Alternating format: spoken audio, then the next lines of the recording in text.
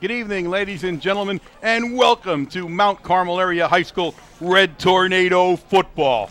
Tonight, from the famed Silver Bowl, the Red Tornadoes begin a 2-game homestand, and they start that homestand with a very familiar foe, the Braves of Shikellamy High School. I'm Warren Altimore, along with Wayne Brokenshire, bringing you all the action tonight, and it promises to be an exciting football game. The Braves, only one win on the season this year, and they got that win by beating Milton. The Red Tornadoes come in at 4-3, but as we all remember from last year, Wayne, we cannot get that out of our memories maybe forever. The Braves are certainly capable of an upset, and the Braves a much better team probably even than last year as they take the field tonight. They have a losing record but have played very competitively this year, and the thing with them that makes them such a threat, of course, is they're a running team. And we know that the Red Tornadoes have struggled mightily on the ground trying to stop the ground game of other teams this year. Probably one of the biggest teams that we have seen from Shikellamy in the past years. Size-wise, they're pretty big across the line. Of course, their quarterback that's their weakest point right at this time of the season is their quarterback. But like you said, probably one of the better football teams that Shikellamy has put on the field, and still only have a 1-6 record. Tornadoes coming off a big win from North Schuylkill last week, coming off with all cylinders working very well. Marcus Wasilewski looking very, very good. Catching on Morose's part, and the defense played very, very well. So looking to hopefully that will continue over the next couple of weeks, because not only do we have a tough game tonight, but Pottsville coming up next week, and the final game of the season, of course, is Selinsgrove, down at Selinsgrove yet. Probably one of the toughest games that we're going to have all season long. Well, the Braves, again, a team to reckon with a little bit now. Believe it or not, because of the AAA setup in the district, and there's almost no AAA schools, right. The Braves are still in the running for a possible District 4 playoff seeding. Now, we all know that even with a poor record, you get into the playoffs, and it's a whole new game altogether. So that's what they're aiming at. So obviously they're not looking at this as just another game in the books and they're walking out. The Red Tornadoes, and you're right, if you take a look at the statistics of the local teams around us here, the Red Tornadoes have the leading passer, the leading receiver, and they have the leading runner. Yep. So offensively they are a force to be reckoned with, and that occurred about the fourth game of the season where we began to see them really assert themselves offensively. It's defensively where they're still in a little bit of trouble, and that again occurs mostly against a good running team, and this is a good running team. They're going to pound the ball. Now again, we said this last year, and we've said this for a couple of years in fact, they're not coming out in any fancy formation on offense. They're going to split the backs a lot, and they're going to pound themselves right at the tackle. That's where they go. They don't try to get around you much. They don't try to do any of that. They're going to go right at you and try to run the ball down your throat. Now, don't underestimate the quarterback. And the quarterback has some very, very deep Mount Carmel roots here. The quarterback is Nico Dalpiaz, number 20. Of course, that's Charlie Dalpiaz's son, right, and also the son of Linda Greco here from Mount Carmel. Both of the Mount Carmel natives, so a Mount Carmel touch here to the Shikellamy squad. And he has come into his own, actually, in the past couple of games and become a very, very good quarterback. So we expect to see that the Braves may tonight, depending on how well they're able to run, will not hesitate to put the ball in the air. So we're going to see a more balanced attack, I think, from the Braves than we did probably in the beginning of the year. So Dalpiaz, I think right now, could be one of the keys to what we're going to see tonight from the Braves.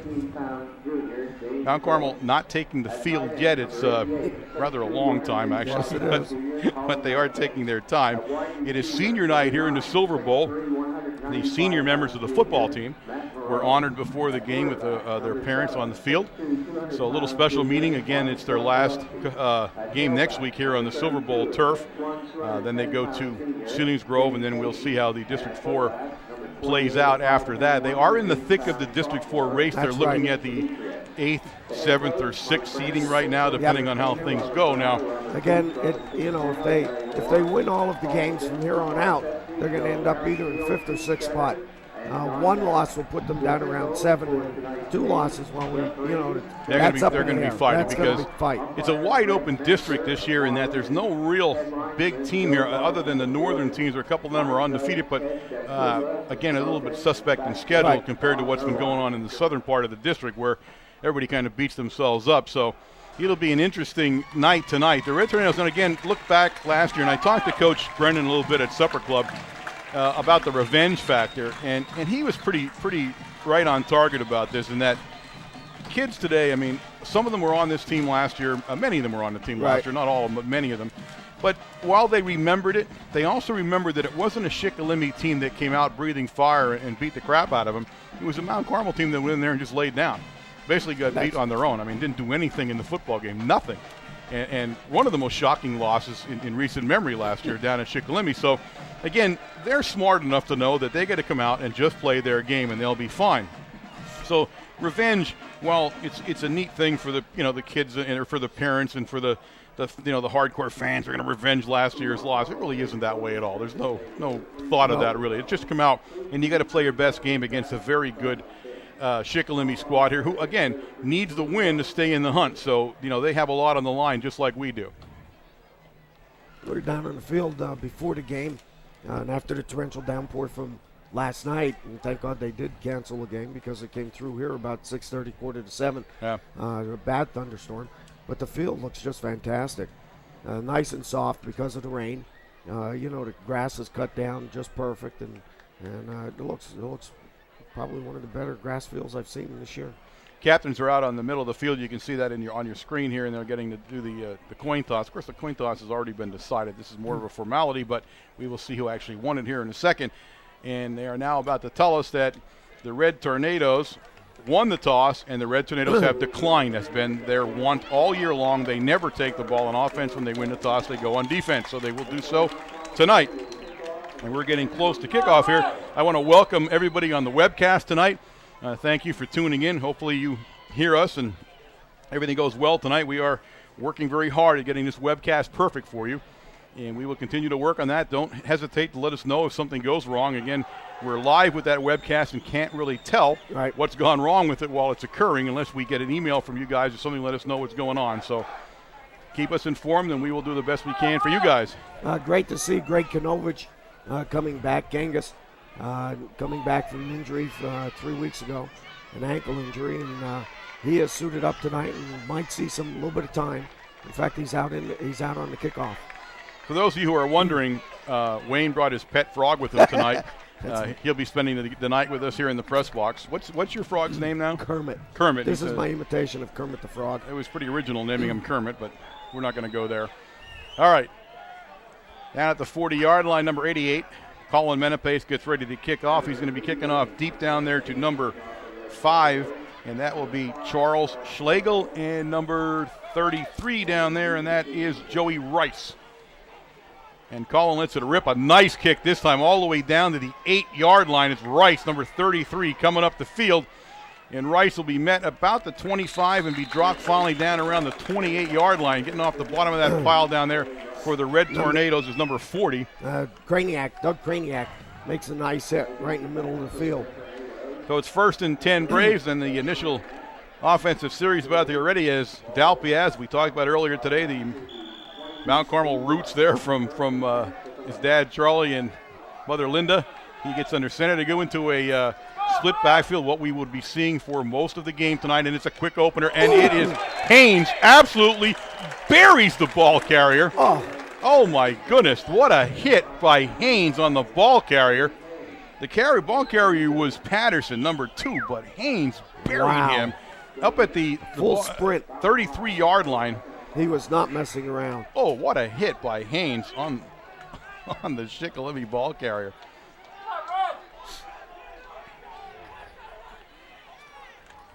Again, it's Patterson the other direction now. Patterson picking up some nice yardage out over the 35, out to about the 37-yard line. Soon makes that initial hit as soon as they turn around there. Quinn McCracken, number 89, makes the initial hit. And, of course, McCullum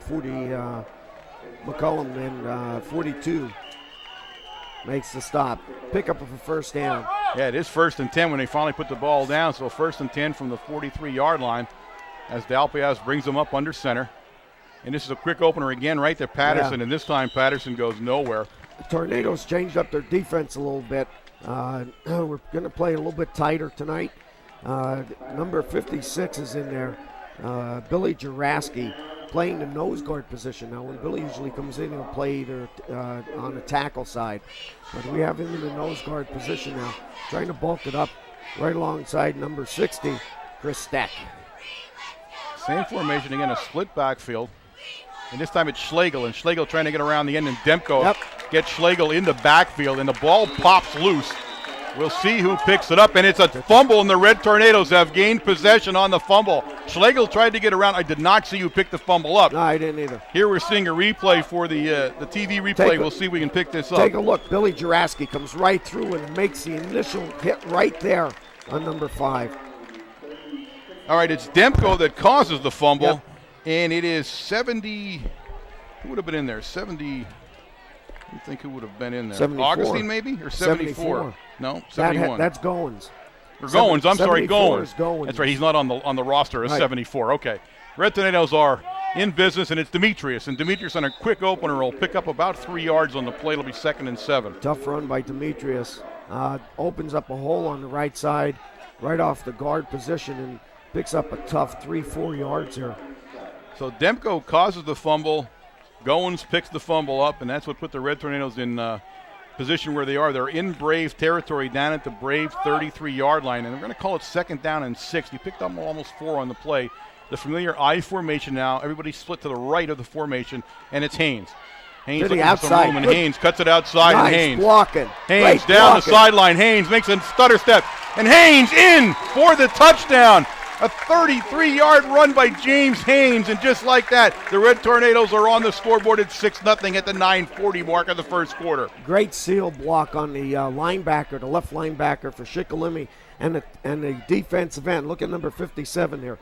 In 33 is out of the play right at this point. We get a seal block right here, but it's all James Haynes from here on. He makes a pretty move right along the side, right there, that little stutter step that he stops, and then takes it in for the touchdown. So Menepace on to attempt the extra point out of the hold from Morose.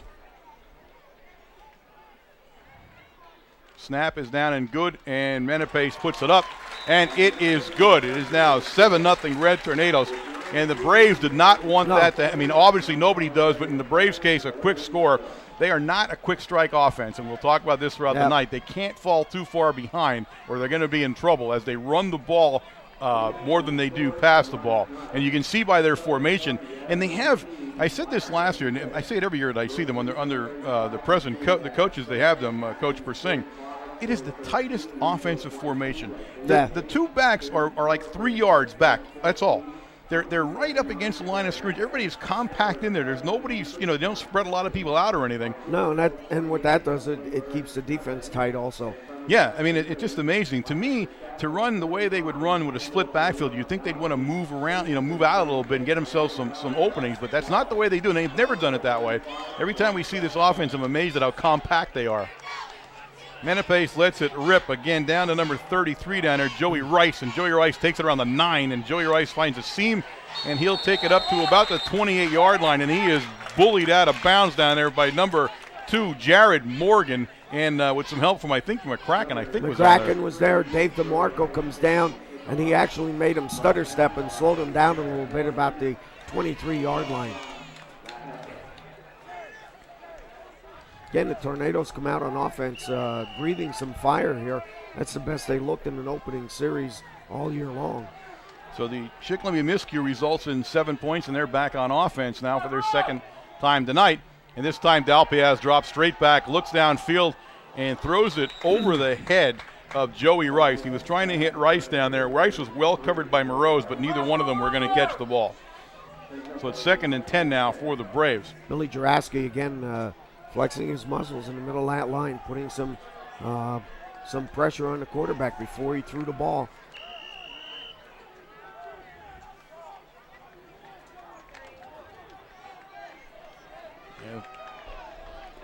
again, they don't vary their formation very much. I will say that for them. They come out, only this time we go in motion. Rice comes in motion to the short side of the field.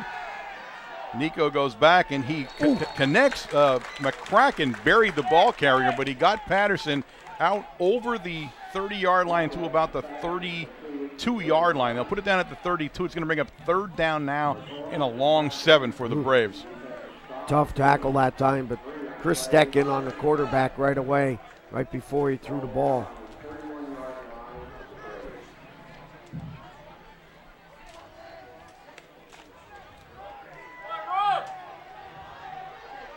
All right, now we come out in a one-back offense with the back offset well off to the left of the quarterback, and it's a straight drop back. Screen pass. He hits number 85 down there with the ball. He's going to be brought down short of the first down by Goins. 85, the ball carry was Jeff Savicevic. Good play by Goins. That time coming up to make the stop, and it looked like it was number 2, Morgan, had slowed him down a little bit for Goins to make that tackle. Right in front of you here on the replay, and you can see, and look at the hit that Goins puts on him. So it brings up a 4th down and 3, and the Braves are in a punt formation. Punting down there, I believe, is number 1 down there, right? Yep. Neff. That is Zachary Neff punting for the Braves. I'm sorry, it's not. It's 4. It's Jaron Ayers.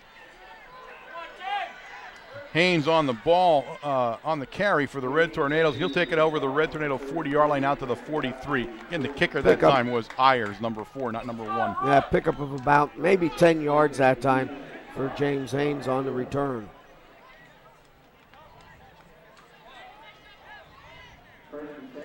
Wachlewski trots into the huddle. It was an easy one the last series, and then he didn't have to do a whole lot of anything, just hand it off. And Haynes did the rest for him. Oh.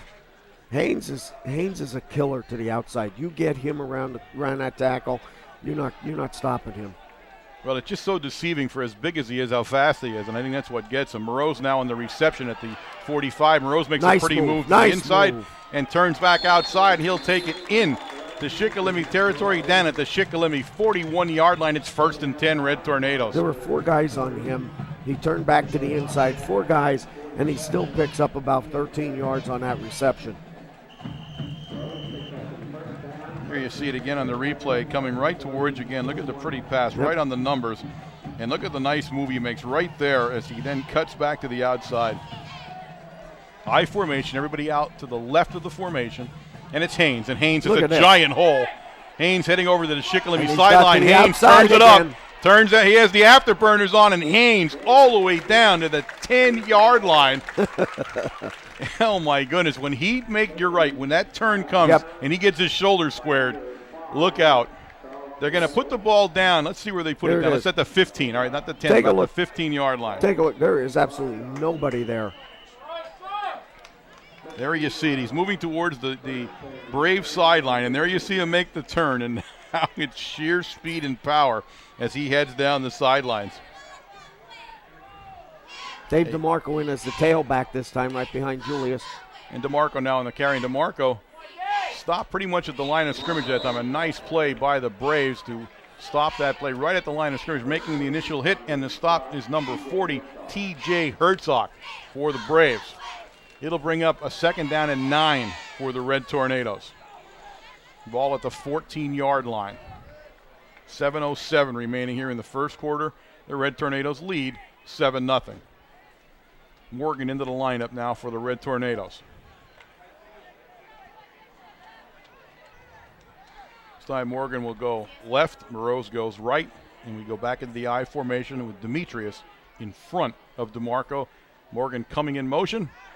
He turns and hits Moreau, and Moreau is open at the 10, and Moreau will be brought down inside the 5, down at the 4-yard line. Nice catch by Moreau. And did you see the head fake? You could see his head going back and forth a little bit. It throws the defender. He gets down to about the 4. Well, that is enough for a 1st down, so it is now 1st and goal from the 4 for the Red Tornadoes as they are knocking on the door again. McCullum and Demetrius in front of James Haynes in that backfield. Yep, we got the full house backfield. Haynes Haynes takes the carry. Now Haynes pulls his way over. Now, interesting enough, Haynes did not follow either of his blockers. He went his own hole and pulls it in for a 4-yard run. And the Red Tornadoes are on the scoreboard again. It is 13-0 with the extra point to follow. But that was all Haynes because he never even followed. If he followed the two backs, it was a touchdown. But he did it the hard way and still scored a touchdown. You actually could hear the pads hitting all the way up there in the press box. Yeah, he knew exactly where he wanted to go, and that's where he went. So Menepace trots on. And Menepace, interestingly enough, one of the few teams you see do that. We need to change shoes. So you don't see that very often anymore because he's a straight-on kicker. Is why you don't see it much anymore. So he is set. It is down. Moreau's fumbled around a little bit with the center snap, and it's going to be no good as Moreau's threw a pass into the end zone, but it goes incomplete, so the score remains Mount Carmel area 13 and the Braves from Shikellamy 0 with the Red Tornadoes getting ready to kick off. But right now the Braves need to find a way to stop the Red Tornadoes because they're running right through them right now. I mean, it's a hot knife through butter right now. They have to protect to the outside, and that's what they have to do. Both big plays came from James Haynes running to the outside off tackle, and big gainers on both of those carries. Well, I was walking past James on the way out of we were on the field earlier today, checking the field and all. I walked past he and his dad. They were getting ready for the senior night, and he was standing there, and I just said to him, I said, James, how about 200 tonight? You know, just kind of jokingly, but I guess he took it seriously because right now he seems to be pretty intent on giving me 200. My kind of guy. All right, Menepace lets it rip. Again, it's going to go down to Rice. This is a short kick. Rice over Rice's head down at the 15. Rice now turns upfield, and he is brought down. And it's going to be number 47 for the Red Tornadoes on the stop, and that is Matt Dietz. And how many times we say his name on special teams play? Another special teams headhunter down there for the Red Tornadoes. All right, the Shikellamy Braves take the field to go on offense. They place the ball down at the 23-yard line of the Braves, where they'll start 1st and 10. Dalpiaz will bring them up. And now they go in, again, split back, so kind of a wing look, but the Rice goes in motion the other way. Dalpiaz goes in that direction, but Goins chased him down, and he threw the ball out of bounds. A nice play, actually, by Dalpiaz because he never guessed that Goins, or Demko. Demko got him. Actually, Demko, Demko's the guy that chased him down, but I don't think he thought Demko could get there that fast. Well, first of all, it was Shikellamy. Phil had pushed him out of the pocket, and James Goins was right behind him. And, of course, Demko had the angle on him and made the hit right before he threw the ball. They put the guy in motion. So far, they roll to that side. Then when he drops to the side of the motion, whichever guy that direction he went in. That's the way he's been rolling to try to help with protection right now. This time again, they go into that straight backfield. It's a quick handoff to Rice, and Rice is stopped at the line of scrimmage. Billy Juraski. In fact, he probably lost a yard on the play on that one. He did. They were trying to sally. They were coming back. It's a slash play going against the grain in the opposite direction of the motion. And Billy never left his spot. He just stayed there and made a great hit. Loss of a good yard and a half that time. We're going to call it 3rd and 12 now. Lost of 2 on the play. So 3rd and 12 now for the Braves. Dalpiaz puts everybody out to his right in the formation. Drops straight back. Looks to run now. And looks like he was going to keep it there for a second. And Haynes well covered. Haynes, actually, the ball carrier, Rice, hadn't actually knocked the ball out of Haynes' hand, or Haynes would have intercepted it. And it's 4th down now and 12 for the Braves, and they'll be kicking. But Haynes in great position defensively, and it took everything the ball carrier had to knock the ball down. The defensive backs are protecting very well tonight. It's the best I've seen the whole crew here play as a unit since the beginning of the season. They're doing just an outstanding job on these receivers. All right, this time I'll get it right. Actually, it is number 4, and that's Jared Ayers, the senior punter. And you don't see this very often. A guy goes in motion on the punt, and it's Ayers does a nice job of kicking away from the Red Tornadoes. The ball's going to roll dead at the Red Tornado 39-yard line. But how many times do you see anybody go in motion on a punt? Not only that, how many times do you see the punter take 3 steps or run over that direction to kick the ball? Now again, I mean, that's a set play. Obviously, I don't see it very often, but I'm assuming he was trying to kick it to the sideline, which he almost did. He didn't get it all the way out of bounds, but nobody was over there to cover it, so it rolled dead. So in essence, a great kick, but not one you see very often. A lot of formation like that, and not the way the kicker handled it when he kicked it. But all in all, if it turns out okay, I guess it's okay. All right, the Red Tornadoes go back on offense in that familiar eye. Haynes, the deep back in the eye. Demetrius in front of him. Pulowski coming in motion now towards the Red Tornado sideline, and we have a stoppage of play on the field. Timeout. And a timeout as the Braves sideline started to see that there was no one going to cover. I believe it was Pulowski that fooled them. Pulowski was going to come free the way they were set up defensively, and they made a quick timeout. And they're going to reset the defense. But that was a good call by the Braves. They actually were watching the whole play, and I'm looking at it thinking, no one's moving with him. No one's going to be there when he gets there, and they're thinking the same thing. So a timeout on the field there at the 5:11 mark with the Red Tornadoes up 13-0. But that's what coaching's all about, is trying to see those things, and they just somehow weren't prepared for what was about to happen. Well, that was a heads-up move. I'll tell you what, we were already in motion. The ball's ready to be snapped, and he calls the timeout. So. Yep, that was excellent. Yep. Now the Braves, we talked about the schedule, and the things that we're going to have. And the Braves, much to our dismay, had told us they were no longer going to play us last year. Everybody joins the Heartland Conference, and poof, they're back on the schedule again. So it's good to see them on the schedule. We did not want to lose them, but Haynes with the carry. Haynes right up the middle, and Haynes all the way out to midfield. Exactly. 11 or 12 yards on the play, but the Braves, I guess, again, struggling in the past 2 years, obviously trying to get a schedule that more fits them. Now their problem is they're AAA, right? And nobody wants, obviously smaller schools don't want to go near them, but they were going to drop us, and again we would have had a struggle to try to fill that if it wasn't for the Heartland Conference. And with the Heartland Conference going into being next year, the Braves have returned. Now the Braves, one of the longest running series, along with North Schuylkill that we talked about last year. Wasilewski trying to hit Pulowski, and this time Pulowski turned the opposite way of the ball, and it goes incomplete, 2nd and 10. But it would be a shame to lose a school that we've played for so long and had such great games, especially in the late 60s and early 70s. Some great games with the Shikellamy Braves over those years. So they're back on the schedule again, and we can only hope that they turn it around. I mean, that's the thing you're looking for there. They get competitive again. And I think with the new schedule also helps them. I mean, everybody kind of gets a bump here as far as a good schedule goes. Haynes on the carry now. Haynes stopped and hit. Well, Haynes. Look at this. Oh my Look goodness. at this. Haynes was hit by number 47 right at the line of scrimmage down here, Keenan Chesnick, and yet from the exact hit, he gained 5 yards all the way down to the 45-yard line. He was hit square on at the 50, and he ends up on the 45. And there were 3 guys on his back when he got down there. So Haynes bullying his way all over the field right now, and they are going to remember the number 32 for a long time to come at the rate he's going tonight. 4:05 remaining here in the first quarter. Tornadoes trips right. It's 3rd and 5.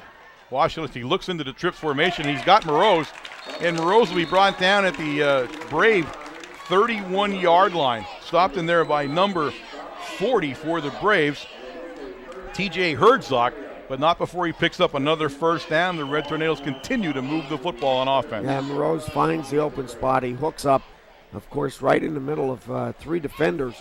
Shikellamy has to watch the receivers and where they're going here, because the other 2, I think it was DeMarco was one onto the outside. He was open. Demetrius is free. Come on. A quick opener. Julius Demetrius will be knocked out of bounds at the 1-yard line.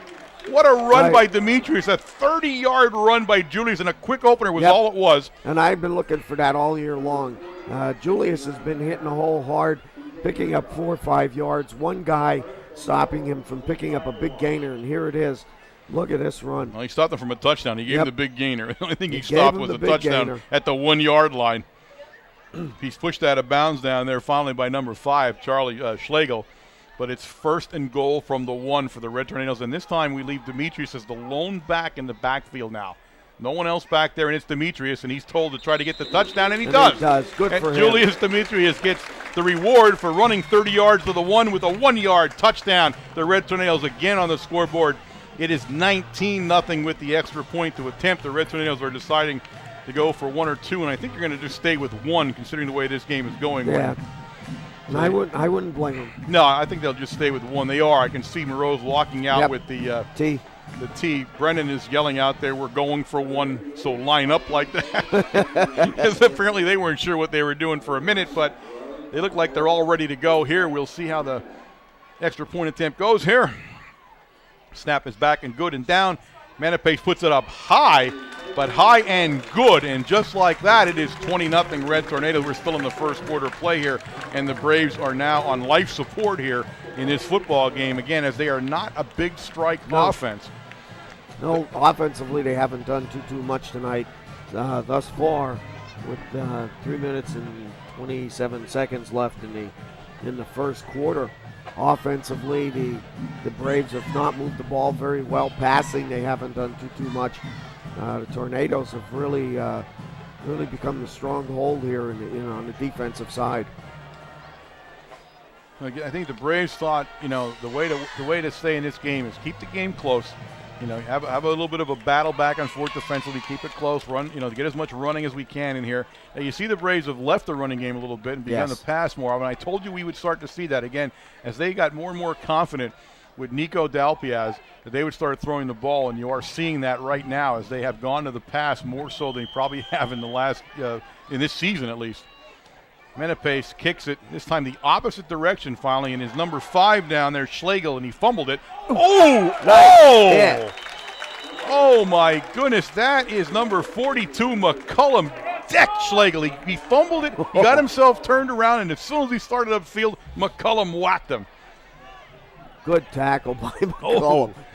That's a how are you tackle there. Bet. How do you do?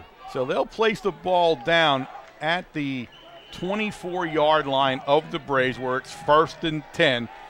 Dalpiaz brings them up. Dalpiaz now with 1 guy in the backfield. And I'm sorry, it's not Dalpiaz. We have changed quarterbacks. We have number 1 in there, Zach Neff, the junior now in at quarterback for the Braves. And I don't know if Dalpiaz got hurt or I didn't see anything happen to him, but he's not in the lineup at the moment at least. Number 1 in there, the junior, and he's 5'7", 145. If you're wondering if he looks small, he does, because he is. But he is now running the offense now. Tornadoes jump into a 6-man line here, try to confuse the offense. Right up the middle, and look at Juraski buries the play. Absolutely buries that play. Is big Juraski. Number 2, Patterson was the ball carrier, but that had absolutely nowhere to go whatsoever. I'll tell you what, he likes playing that nose guard position. Yeah, well, Billy right now is having his way with that center. Yes, he is. And the center's having a very long night with the large one there, as he is absolutely penetrating on every play. It's going to bring up 3rd down now and 10 as they've gone nowhere on the first 2 plays.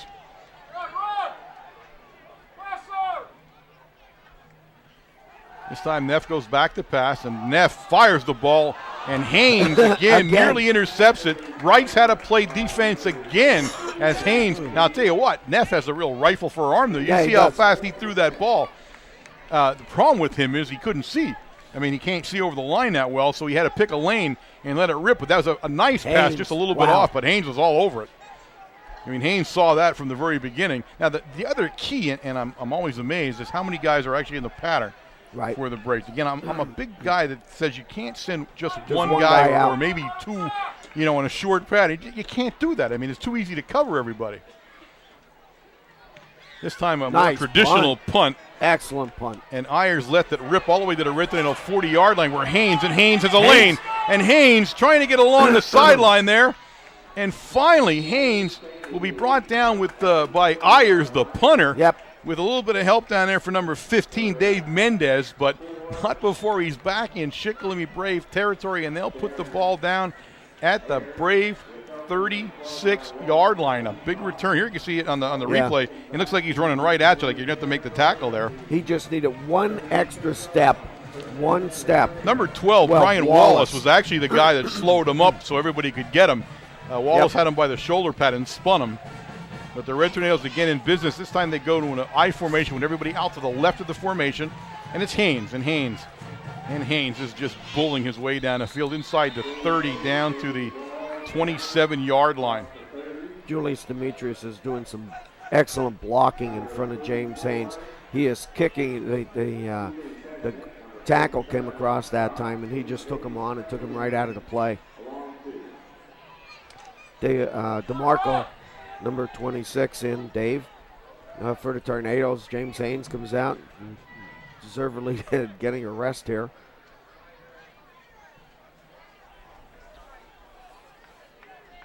All right, the I formation again. This time it's a pass as Wasilewski looks and he's trying to get Pulowski. He's intercepted. Intercepted by number 40 down there, TJ Herzog. And it'll take Wasilewski to put Herzog out of bounds up at the Shikellamy Brave 43-yard line. But Herzog and a nice interception for the Braves. Herzog set himself up perfect for that. Marcus didn't even see him in the zone coming across with the receiver, and he just picked that right off. So the Braves go in business, and now they bring Dalpiaz back in. Yep. So Dalpiaz, I don't know, was he shaken up or if they're just going to rotate? I'm not sure. We'll keep you posted. But right now it's Dalpiaz back in the game, the quarterback who started him for the Braves, and he has that split backfield. This time they're split off to the left of the formation. He rolls back the pass. Plenty of time on the roll. He looks downfield, and he's got his man Ayers. And Ayers with the ball in the Red Tornado territory down at the Red Tornado 42-yard line where it's first and 10 Braves. Nice pass. Here you see it coming at you again from the Brave side. You see Dalpiaz sprinting out. Running to the opposite side. That's always a tough pass for a right-handed quarterback. Right on the money. And there's Ayers. Morgan will make the stop finally, but Ayers was open on that play. And a nice pass by Dalpiaz.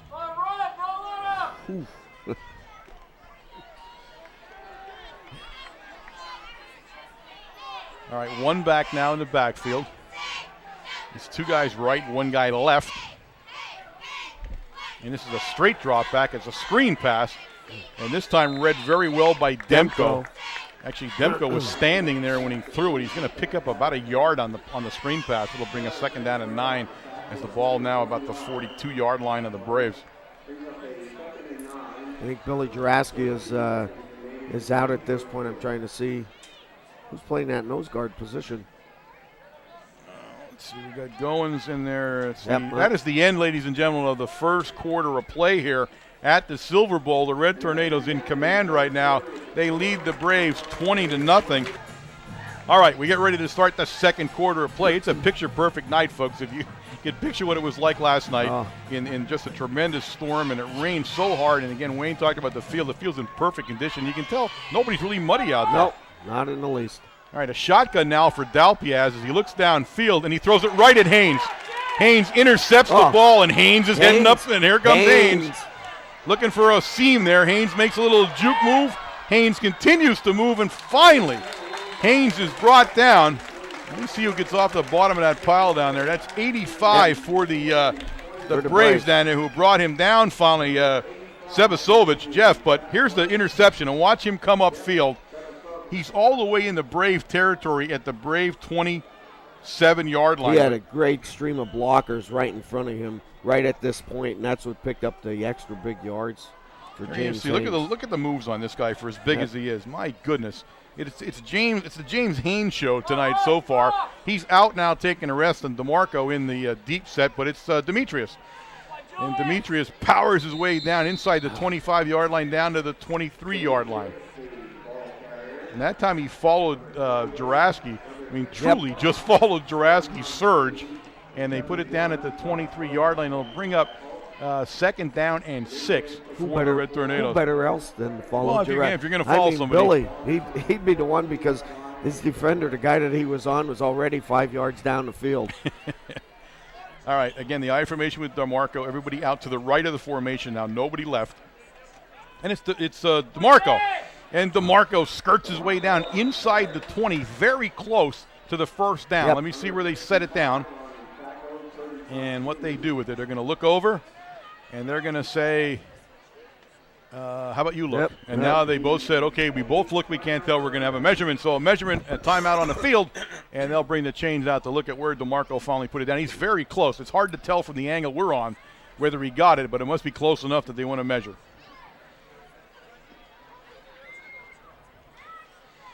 We have a treat. This is one of the real reasons we do this, folks, tonight. As we look down, we'll see the first down call here in a second, and it is first and 10 from the Brave 18-yard line, but Robin's dad, Mr. Hampton, gave us a plate of soupies.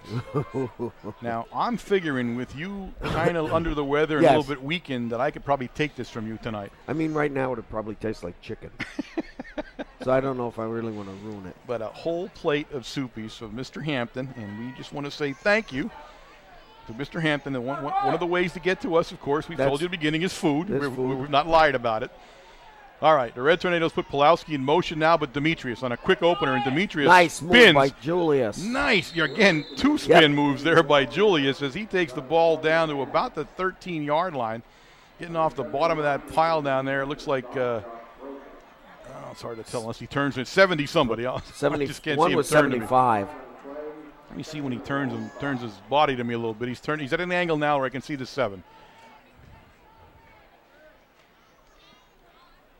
But it's second down now and about 6. 4-yard pickup on the play. 71, actually. 71. The guy I'm looking at down there. That's Zach Brocious. Again, right up the middle is Demetrius, and Demetrius will take it down to about the 5-yard line. I think it's enough, and it is. Yep. It's another first down. It's first and goal now, and they'll place the ball just outside the 5 at about the 6-yard line where it's first and goal. Great blocking by the whole interior line. Everybody was all down the field about 7 yards. 71 is actually Josh Brocious, not Zach. The guy after him is Zach. So we can't make Mr. Brocious be Zach. He has to be Josh.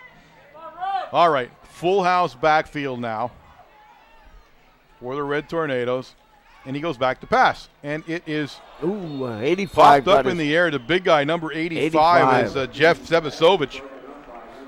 Got up in the air and got his hand on it. I'm hoping I'm saying his name right. Bo. It's actually Bo. Or 85 is Jeff. He actually has a brother here. It looks like Bo. Okay, there's 2 of them. Bo's a good name. I always liked Bo. Did you? Yes. I'll start calling you Bo. Hey, I appreciate that. Hey, all Bo. right.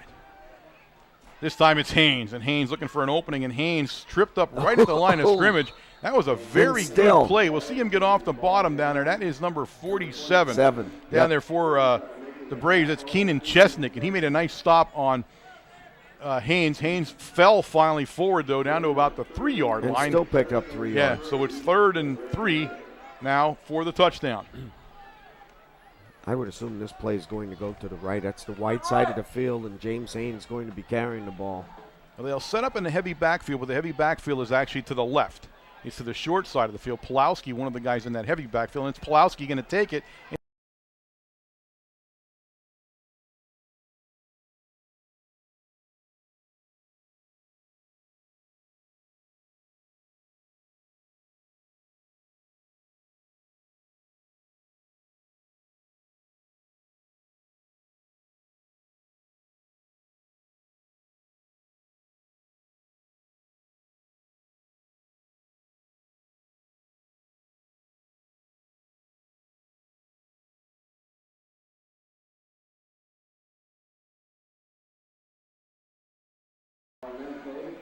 Oh, and you know, that wasn't even the case where the kid didn't see it coming. Oh, I know. I mean, he was looking right at him, and he still got whacked like that. It's not too many times you see a kid picked up right off his feet. Oh, man. Snap is good. Menapace puts it up, and Menapace is deadly. Colin Menapace, number 88, adds the extra point. It's 27-0 Red Tornadoes here at the 8:43 mark of the second quarter of play, and this game has gotten away from the Braves very early on. Yeah, the Tornadoes are just doing some outstanding running to the outside. Everybody. Demetrius having a big game tonight. Yes, Julius Demetrius having a big game tonight.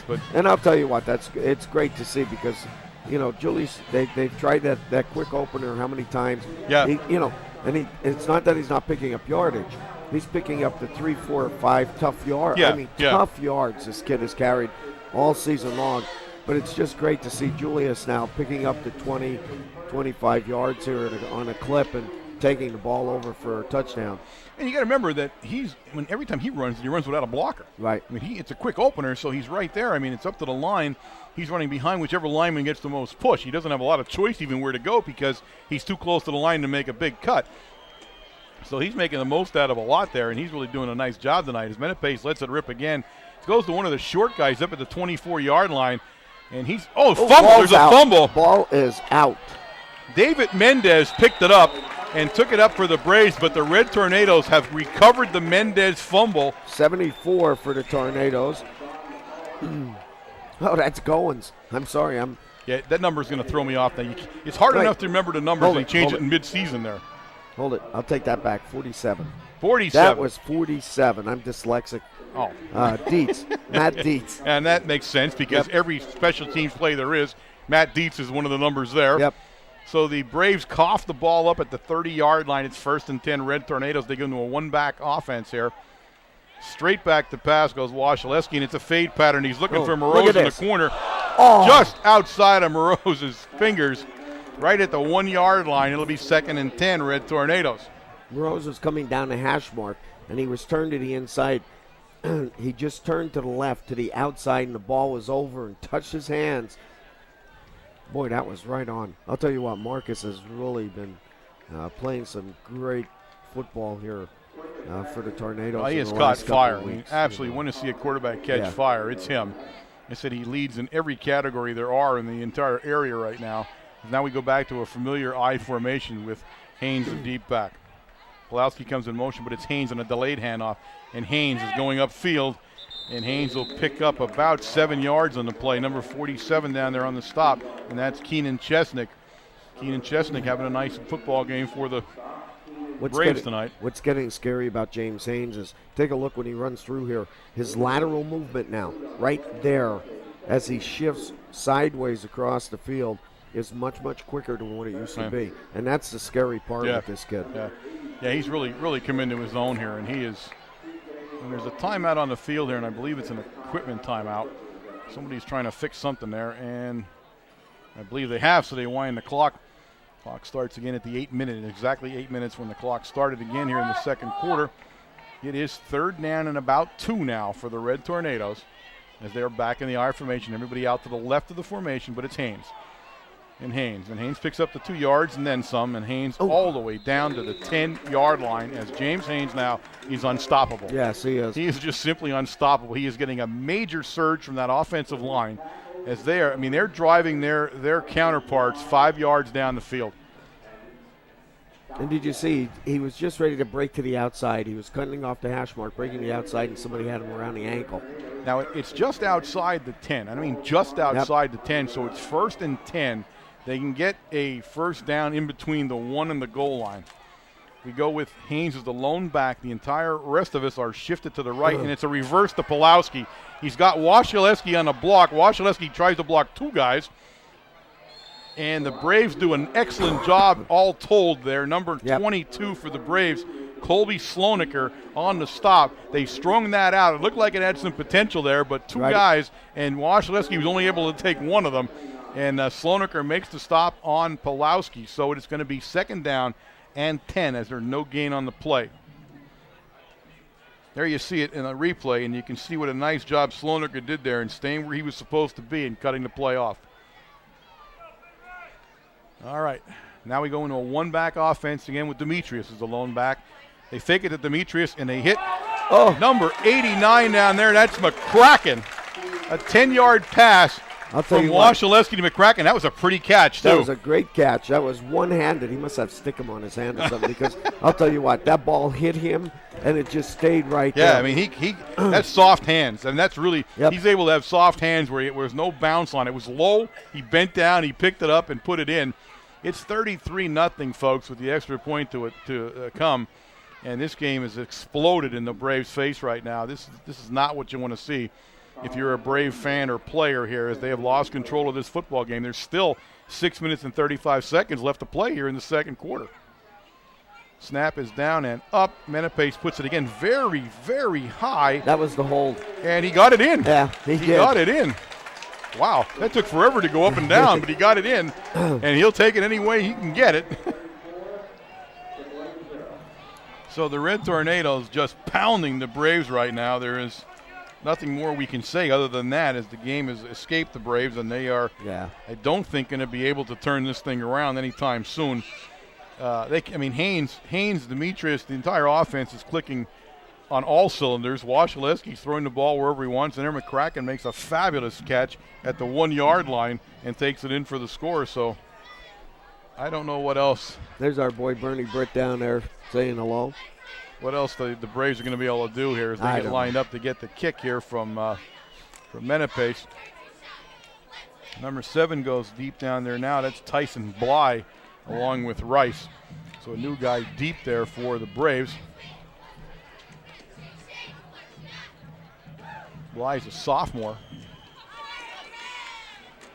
And Menapace lets it rip, and it's going to go to Rice. Again. Right at the 14-yard line. And Rice on a nice return. Rice still on his feet, and Rice finally brought down over the 30-yard line out to the 32. So a nice return by Rice this time for the Braves. Again, look at 47 getting off the bottom of the pile down there. Pulowski, Goins, the usual. Dietz has a nose for the ball that just amazes me how he does that. So it's 1st and 10 Braves. Nope. Goins gets in on a tackle. He forgot that he was playing defense, so Coach had reminded him when he got over to the sideline. Now they told him they don't need him. Yep, now they don't need him. So he comes out. It's a pitch out now, and the ball carrier slipped in the backfield, so he goes down pretty quickly there. Demko was there to be sure that he went down, but the ball carrier Patterson slipped on the play. The quarterback again now they're just interchanging quarterbacks. The quarterback now number 1, the junior Zach Neff, back into the ball game. So he and Dalpiaz are kind of bouncing back and forth here on different series. 64 for the Tornadoes. John Long is playing the tackle position. Another pitch again, and this Long one goes gets in nowhere. on the tackle. He's in there, makes the initial hit. Getting off the Patterson's pile, Billy buried. Juraski, Shikellamy getting off the pile, Chris Steck, Demko. So the Braves have gone backwards. It's 3rd and 12 now, as each one of those running plays managed to lose a yard. Yeah.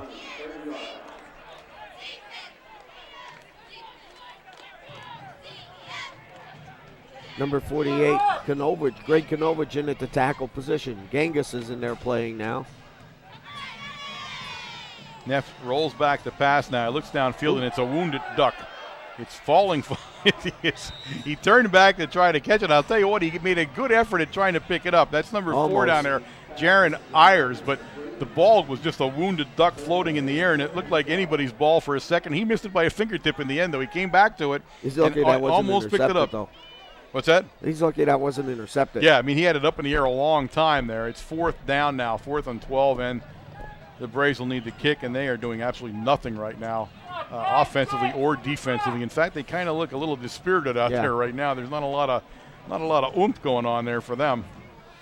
Oomph is a football word that I use once in a while. Really? Yeah, just in case you were wondering. I thought it was like an October. Well, it is October, an Oktoberfest type of word. I guess it could be that, but that's not. It's a football word to me. Oh, is it? Okay. Yeah, if you want to be seasonal, go right ahead. But thank you. Oomph is a football word. Shikellamy Braves here again, short a man. Actually, short 2 guys. They're short. And they call timeout to get everything all straightened out here. They had a heck of a time getting everybody in the huddle that time. So they will. They called the timeout, although they didn't. They just are ready to kick. They didn't want the timeout. They only called it because they couldn't find everybody on the field. The Red Tornadoes were in the huddle. They're doing all the time. The water guys and all. The Braves didn't have anybody come out to them, including the coach. Yeah, nobody went out, so they were just sitting there waiting to kick. But I guess there's not a whole lot you can tell them about kicking. I mean, you do it enough of times, kind of just kick it. They've returned now to a more traditional kick. This kid's a good kicker. Haynes bobbles the ball. He picks it up at the 41-yard line, and he's going to be in trouble. And he is. He'll go down finally just Who over is the 40. that? Number 7 down there is the guy that made the play, Yeah. Tyson Bly. And I'll tell you what, he made a nice play because that was a hand fight going on down there between him and Haynes. But he held on and brought Haynes down at the 41-yard line. So it's first and then. Here you see the bobble. You'll see Haynes pick it up finally, but watch number 7 come into your picture. And once he latches on, there he is. He's not going to let go. He's just going to bring him down one way or the other. Look at that. That's tenacious. That's a good football play right there. Tyson Bly again for the Braves. All right, we have 3 guys in the formation. We're in a shotgun formation now, but we hand it to Demetrius. And Demetrius stays on his feet. Oh, my goodness, and Demetrius will take it over midfield down to the Brave 45-yard line. He took number 40 on down there, T.J. Herzog, and ran right through him. I mean, just ran through him. And he is a 1st and 10 down inside the 45-yard line of the Braves. I can't wait to see what the numbers are for everybody here. Of course, Jose will be telling us those at halftime. Well, if I would have known this, I would have told James Haynes to do 200 a couple games ago. I didn't know that. I didn't know he just needed me to tell him to do it. I didn't have to tell him anything on defense. He's doing that all on his own. Again, out of the shotgun goes Wachaleski as he looks downfield. It's Morgan, and Morgan's trying to split the defenders, but the ball is too long, and it will be 2nd and 10, Red Tornadoes. That's what you call airing the ball out. That was all the way down to the 5-yard line, and nice spiral by Wachaleski. Boy, I'll tell you what, he's impressive. He can really throw a ball. I was a little surprised to see the Red Tornadoes throwing the ball with a 34-point lead here. Well, you got some big games coming up. Yeah, and more than anything, just trying to get everything right. Get the timing in there. Get the patterns right. I formation. It's DeMarco. And DeMarco will bring it down to about the 43-yard line and pick up probably a yard in the play. It'll be 3rd and 9. Keenan Chesnick, number 47 for the Shikellamy Braves, making that tackle that time.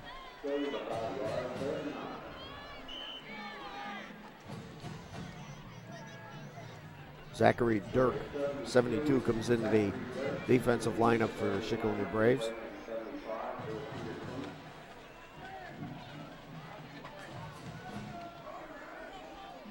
Shikellamy staying in their 4-3 defense. Back in the shotgun on the 3rd and 9 play. Plenty of time. He looks downfield and he's got Moroz, and Moroz dropped it. Had it right in his hands and just dropped, almost like he threw it to the ground. He was trying to put it away and turn and look downfield at the same time, and that doesn't happen. The first thing you have to do is make sure you have the ball, tuck it away, and then start making your moves. So it brings up 4th down now for the Red Tornadoes, and Coach Brennan says, I want a timeout. I'll be kind of surprised if they kick because, quite frankly, the Braves have been not a threat to do anything. So I'm not sure they're going to kick here. He may just want to set the 4th down play up here. The ball is in Brave territory at the Brave 44-yard line. And I said it really wouldn't matter because they've made absolutely no serious threat. No noise on offense whatsoever here so far in the first half. They weren't even close to the red zone at all yet tonight. No, I mean, sure. They're not even in the black zone right now. They're just struggled. I mean, they got behind early, which didn't help them, but they really have not been able to stop the Red Tornado offense. Any part of the offense, everybody's running well against them. So it's just going to bode for a long night here for the Braves.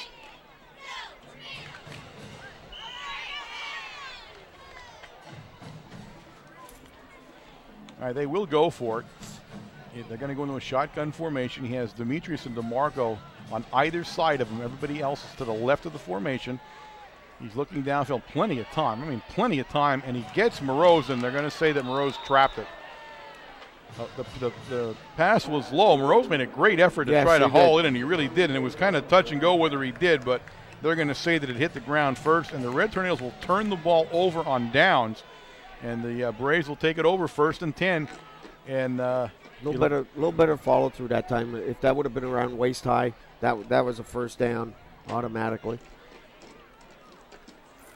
1st and 10 from just outside the 43-yard line of the Braves. And the quarterback now is back to Dalpiaz, number 20.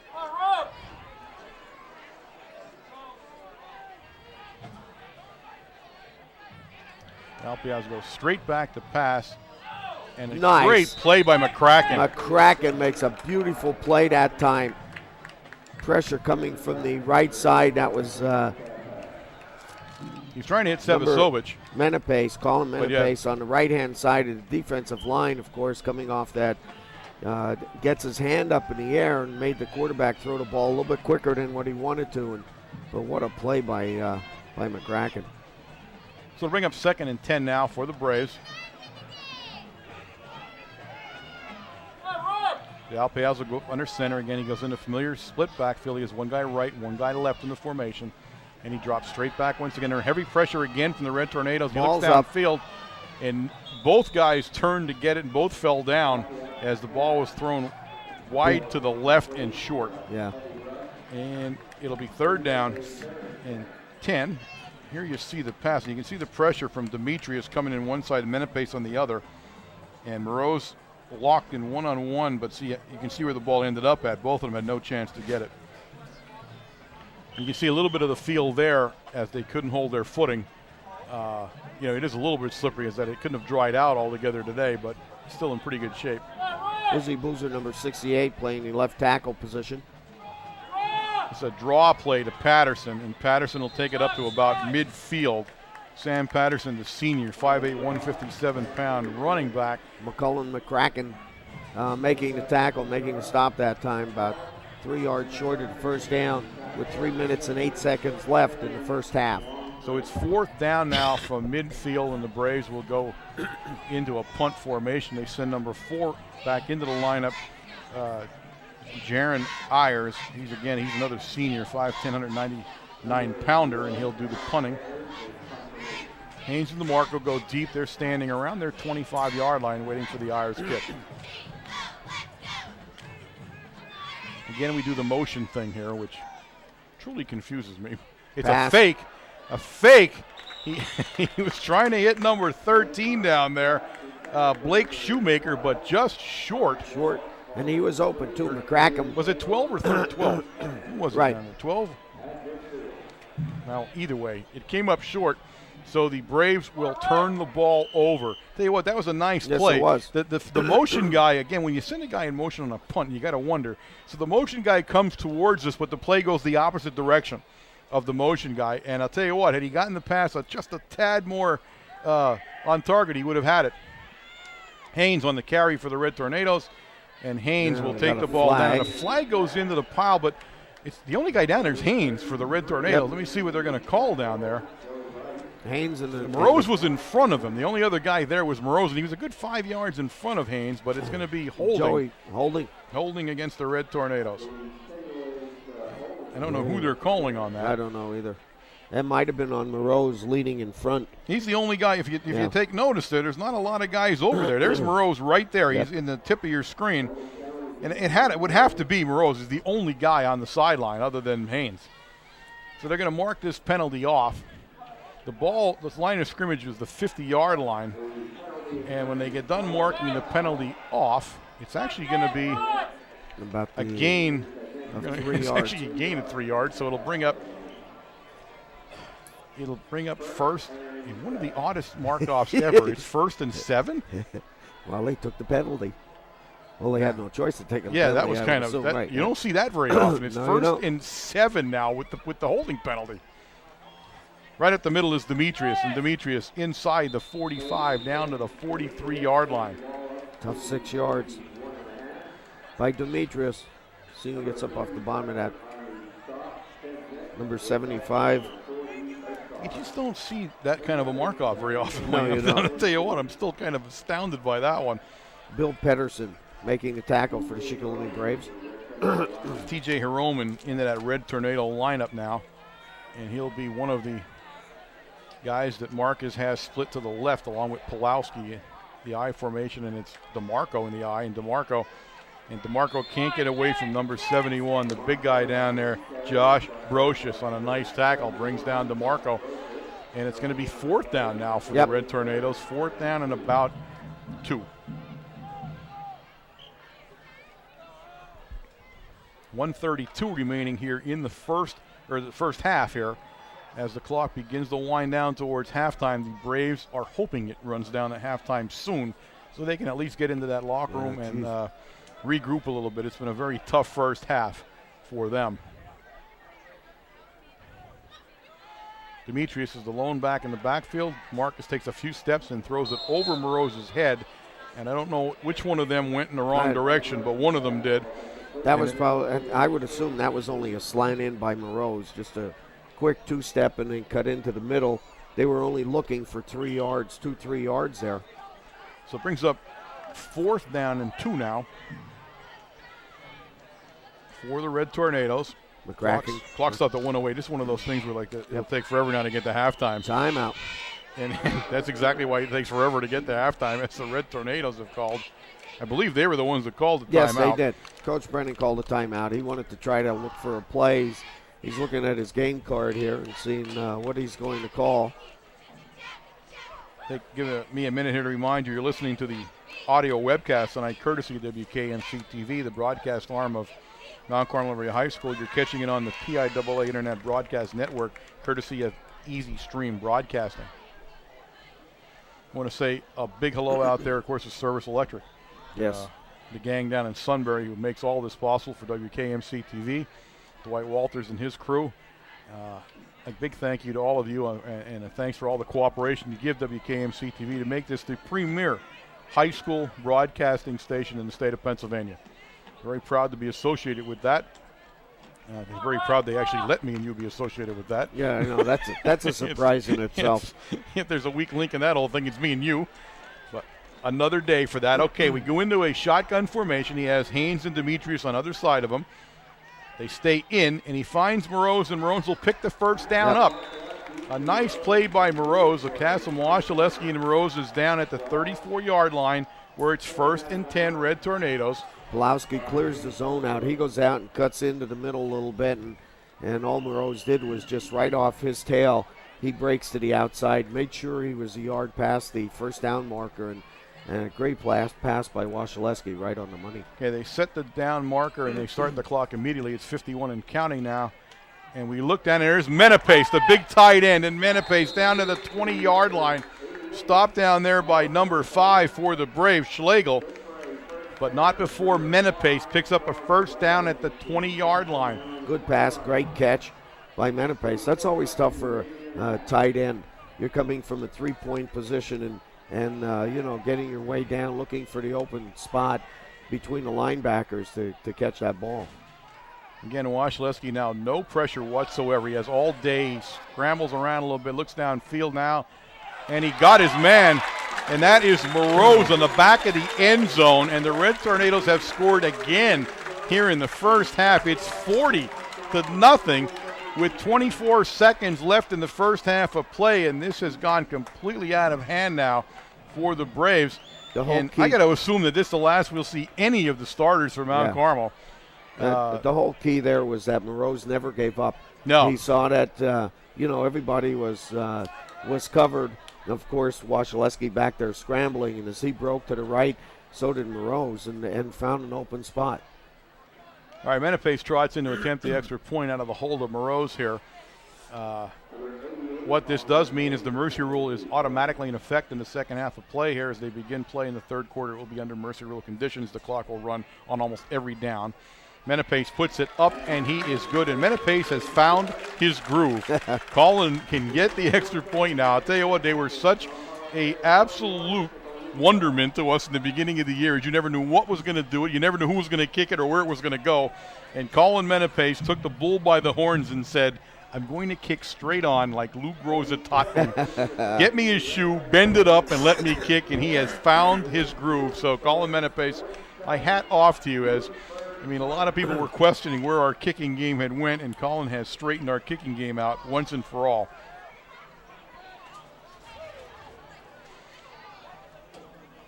It wasn't a giant crowd here to begin with, and it's even less of that right now, and we're only at halftime here. I've seen some people pick up their blankets and they're heading out. A little bit disconcerting that we wouldn't have a bigger crowd here. Again, you ask yourself, what's everybody doing on a Saturday night in Mount Carmel and Colt Mound and Marion Heights and Locust Gap that you're not at the football game? That's right. I guess there was something more important. All right, Menapace lets it rip, and another good kick by Menepace all the way down to the 12-yard line. Coming up there is Rice with the carry, and Rice on another good return. He's a good little returner there. McCullum getting off the bottom along with number 40 down there. Doug Craniac. And that leaves us 18 seconds here for the Braves before halftime, and we'll see what they choose to do as they've now alternated the other quarterback in. Zach Neff, the junior, will now finish the half off for the Braves. The Red Tornadoes go into a prevent. And actually they were in an I formation for the first time so far. Patterson on the carry. Patterson will be brought down about the 42-yard line of the Braves. They'll give him 2 yards on the play. It's 2nd and 8. And both teams look like they're content to let the clock run, and they do. That, ladies and gentlemen, is the end of the first half of play here in the Silver Bowl, with the score: the Red Tornadoes 41, the Braves 0. And we will let you to the sounds of the Mount Carmel Area High School marching band here at halftime. And of course, we'll be back right before the start of the second half with Jose and the first half stats, and they should be interesting, if nothing else, for their lopsidedness.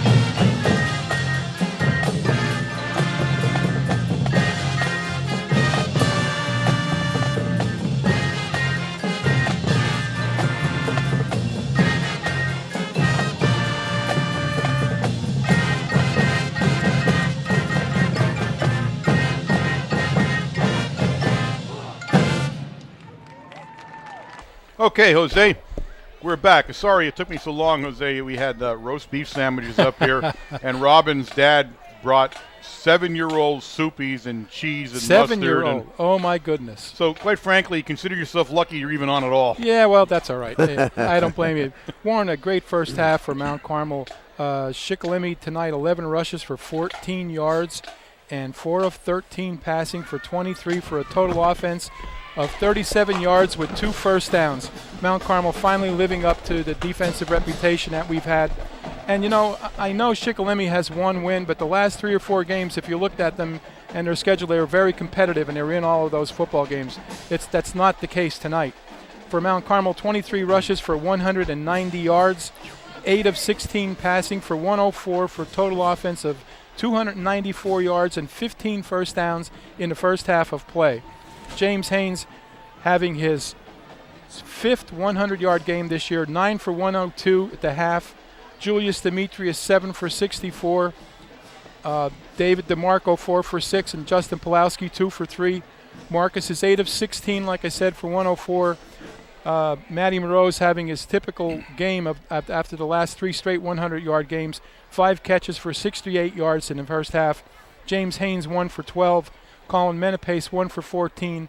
And Quinn McCracken, that real nice pop pass down at the goal line for a touchdown, 1 for 10. So in all, I think everybody's got to be pleased tonight with the performance. Well, I mean, absolutely. There's absolutely no negatives on the Red Tornado side of the ball. I was joking with Wayne when we were walking, when you were with me, you were in front of me a little bit.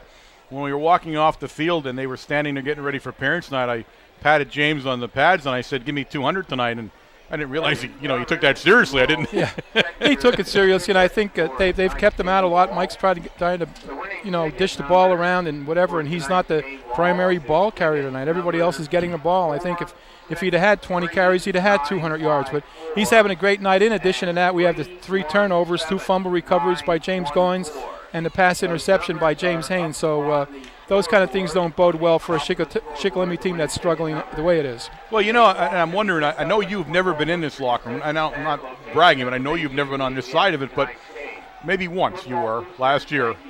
But what do you tell a team when you're down 42-0 at halftime? What goes on in that halftime locker room, do you think? I don't know. I guess you just have to appeal to their pride, Warren, and make them realize that they're playing for all the things they worked for in the off season and all the hard work they put in, and they're playing for their pride, for their name, their parents' name, their school's name, and I think you just have to keep giving it effort. That's all you can do. What else are you going to tell them? The game's over. They all know it's over, but you just got to appeal to just hope that they have some pride in themselves. Yeah, I mean, I guess if nothing else, this is a test for a coaching staff to see who's willing to gut this thing out to see the end of the game. You're right. I guess it is. Now, we'll be in the mercy rule for the rest of the game, Jose, and I'm assuming that we're not going to see any of the regular numbers pretty much for the rest of the game. I would doubt it unless, we do get the ball to start the half, correct? Right. Yeah. And yes, we do. We may go 1 series. I would imagine he might go 1 series, but I don't expect much more after that. This is one of those nightmare games for you in the second half where 27,000 people will be carrying the ball, making tackles, and doing things we don't normally see with every different number on the lineup. So well, you know what? It's most difficult too, because that kid gets his one opportunity, and you don't want to miss that opportunity to get him in the book. Right. Whether it's a tackle or a pass breakup or a hurry or whatever it is. So yeah, I have to stay on my toes the rest of this half. So hey, what do you think it's like for us? We don't even get the regular guys' numbers right most of the time. well, then there's business as usual. This is like a nightmare on Elm Street for us in the second half. Well, good luck with it in the second half. I'll talk to you guys later. All right, thanks, Jose. All right. Run in almost every instance now. It should not go off other than between. Well, he's just announcing that between an injury and a timeout. Right. It'll be the only times you'll see the clock stop running. So mercifully, it'll be a quick second half for the Braves at least. And I got to feel bad for them. I mean, you don't want any high school kid to be in this situation. It's not what they came out to play football for, to get a hammering like this. But sometimes it happens, unfortunately. And This is one of those times. So stay with us here, folks. A lot of kids will be seeing some action here, I think, from both sides of the ball. And we'll do our level best, folks, to try to get every number in that we can and get everybody's name that we can on here for the rest of the game. As we talked with Jose, the Red Tornadoes will receive the ball to start the second half as they deferred in the first half, and the Braves are ready to do so. Number 85, it looks like Sabasovic is going to kick it off, and it's going short down there to McCullum. McCullum, number 42, and he'll bull his way up to about the 35-yard line, where it'll be 1st and 10 Red Tornadoes. And it looks like a majority of that first team will win, as Jose said, probably for the first series or so. Number 80, 82, T.J. Roman is in the lineup here. Wayne took his pet frog for a walk at halftime and almost got stepped on. But I think he's okay now. Right? I do believe. Yeah. You should bring him more often. It adds a little bit of character to your voice. Does it really? Yeah, well, so that's the way I would describe you like it. Yeah, I like it. All right, Haynes on the carry to start the second half. Haynes juking around in there. The Braves trying to bring him down, and he will pick up about 4 yards on the play. It'll bring up a second down and 6. There's a Brave. They're going to put him exactly on the 40-yard line. Pick him up 5 yards. 5. So he continues to add to his total as he trots off the field now. He's well over 100 yards now, rushing for the game. Dave DeMarco taking his spot as that tailback.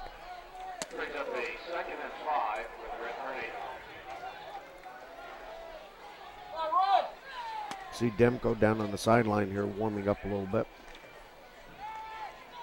Here's DeMarco. DeMarco. DeMarco's free into the backfield of the Braves, down at the Brave 45-yard line, 1st and 10. Pick up of 15 quick yards for Dave DeMarco. He's probably one of the fastest backs I've seen this year. Hit the hole and hit the line there and picks up 15 yards. One man makes a great open field tackle. Red Tornadoes take over where they left off in the first half as they move the ball very easily downfield here. Wasilewski under center. Everybody's out to his right in the formation, but it'll be DeMarco. DeMarco runs right, but he's going to be tripped up in there and hit very hard by number 33 down there, Joey Rice for the Braves. Good hit by Rice. No yardage, no gain that time. Second down. Rice popped him at the line of scrimmage that time.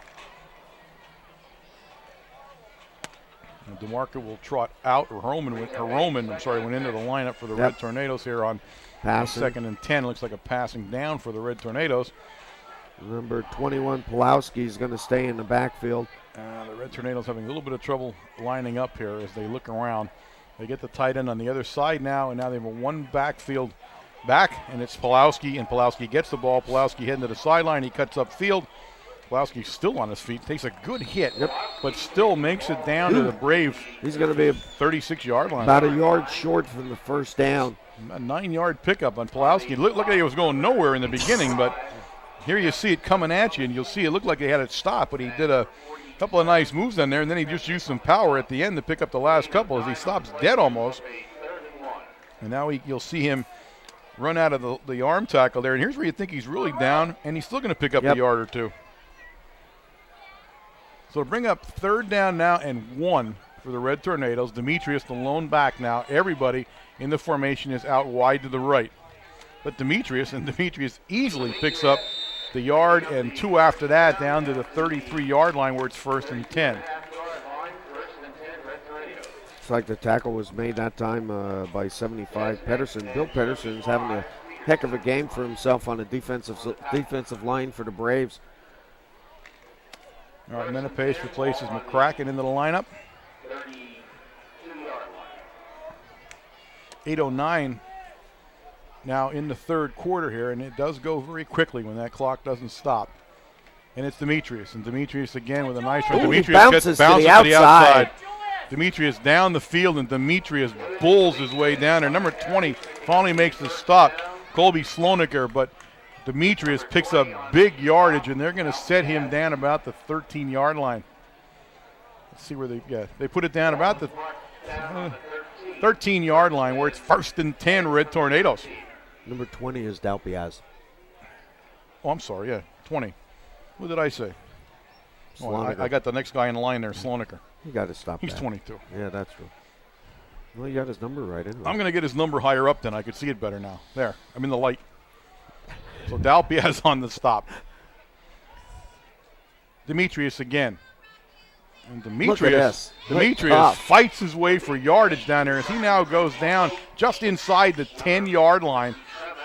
Another tough 5 yards for Julius Demetrius. hit at the line of scrimmage and kept his legs going, powered ahead.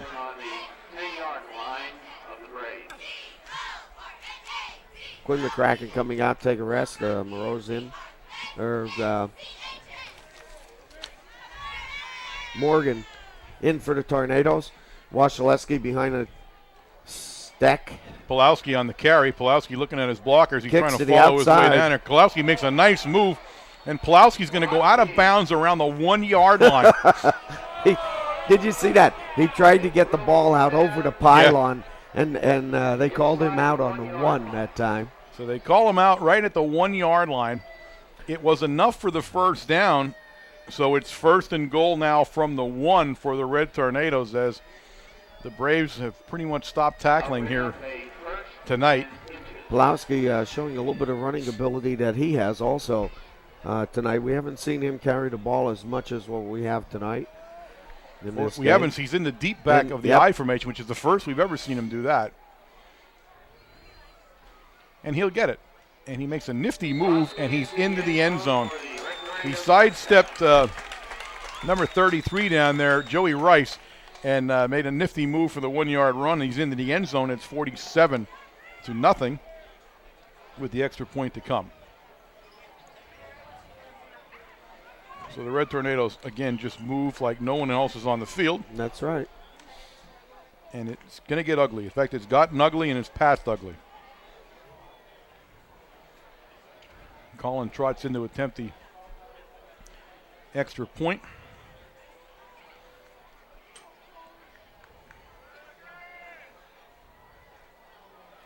Snap is in. Rose did a nice job of putting the snap down. And it's good. Menapace makes it, so it's 48-0. Red Tornadoes here. There's 5:47 remaining in the third quarter as the clock is burning daylight here under the mercy conditions. And it is stopped right now under the change of possession until they can get lined back up again, and then it will start. Yeah, as soon as the ball's kicked, the clock will start. I want to say thank you again to everybody over at Boyer's Food Market, Mike Morawski and his wife, Noelle. We had roast beef sandwiches tonight, folks. Can't beat it with a stick, can you? Roast beef sandwiches. We had some horseradish chips. I mean, it's as good as it gets. And then for dessert, we had the soupies. So, I mean, it just doesn't get. It's like, I mean, Saturday night, you guys all went to a game. I went to a restaurant. I had a meal, so it doesn't get any better than that for me. I got to see a game and had a meal. But again, I can't say enough about them, and they treat us so nice. And Mike is a great guy. Mike comes to all the supper clubs. Yes, he does. He's just a big football fan. In fact, Noel comes to them all too, so they're both big football fans. And it's glad to see them every Thursday night. But I'm even more glad to see him on Friday night. All right, the Red Tornadoes kickoff goes down to about the 20-yard line. It's taken down there by number 3, and that is Cody Daddario for the Braves. And Cody will take the ball up to about the 20 or 34, 34-yard line where it's 1st and 10 Braves. And now it's time to really pay attention to what's going on here. Number 31, Billy Hoskin, made that stop there on the kickoff in the special teams.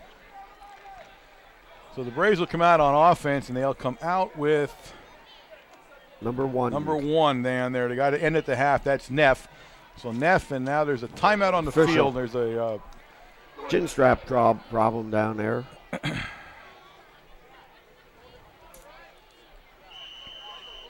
All right, so the Braves are going to go in business here on offense. Neff will take the snap, and Neff is going to give a quick handoff to the big back down there, number 47, Chesnick. Now, I saw Chesnick start to go into the backfield near the end of the second half. We hadn't seen him in there at all in the beginning of the game, but he began to show up a little bit in the late second quarter. Now I see that he's carrying the ball. He's a junior too, and he's the big of the group. He's 207 pounds. He's the biggest of the group in the backfield. So they're getting him some reps at running back there. And everybody went but the center. The center had to either the center was on the right count or the wrong one, but as they always say, the center always has the right one because he's the guy with the ball. That's right. Whichever one he goes on is the right one. So they'll walk off a 5-yard penalty on the Braves. And the ball's back now about the 32-yard line, where it'll be 2nd down and 12.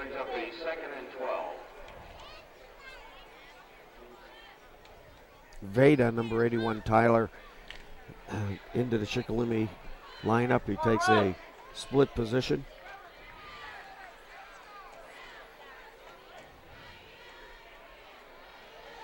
Neff goes back to pass. He has his man. A neat little pattern down there. He was trying to hit Rice, and Rice just dropped it. I mean, he had it in Rice's hands. Rice's hands, and he was open, too. Yeah, just couldn't hold on to it. That's when you want back, because he had himself ahead of steam there, too.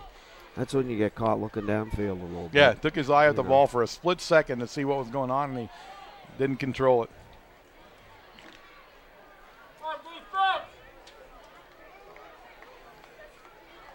All right, 3rd down and 12 now. As Neff goes under center. Red Tornadoes show blitz. Neff looks downfield, and actually Neff had his man that time. He had Cody Daddario, and Daddario just couldn't hold on. The sophomore had himself a nice gain in the 1st down had he held on, but he didn't.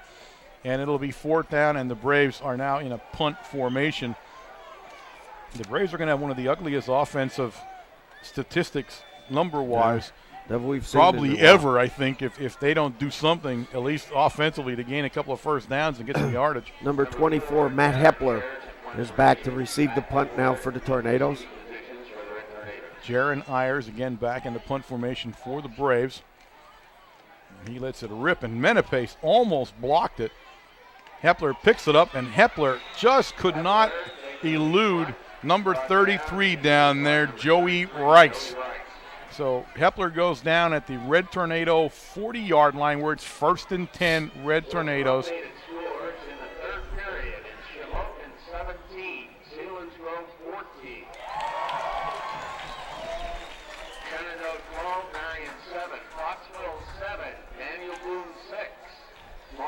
A new quarterback entering the game now for the Red Tornadoes, number 14. Eric Trevor Demko he was down warming up from the beginning of the 2nd half here, so he should be limbered up and ready to go. And Trevor hands it off to the up back, and I believe that's Demetrius. I'll see. Yeah, it is Demetrius. Demetrius plows the ball up to the Red Tornado 45-yard line. It's a gain of almost 5. I'll call it 2nd and 5.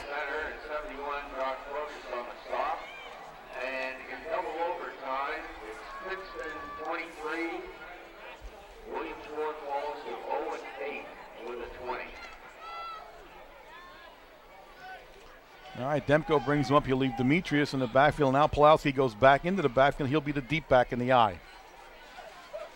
But it's again Demetrius. Demetrius finds some room to the outside. Demetrius makes the corner. Running hard, and Demetrius will not go down. Julius Demetrius, folks, down to the Brave 44-yard line, 1st and 10, Red Tornadoes. Dominic Wolf, number 6, finally makes the stop for the Braves. But I'll tell you what, Demetrius is really running with some determination tonight, and that's really great to see, especially at this point in the season. This is when you want to start picking it up.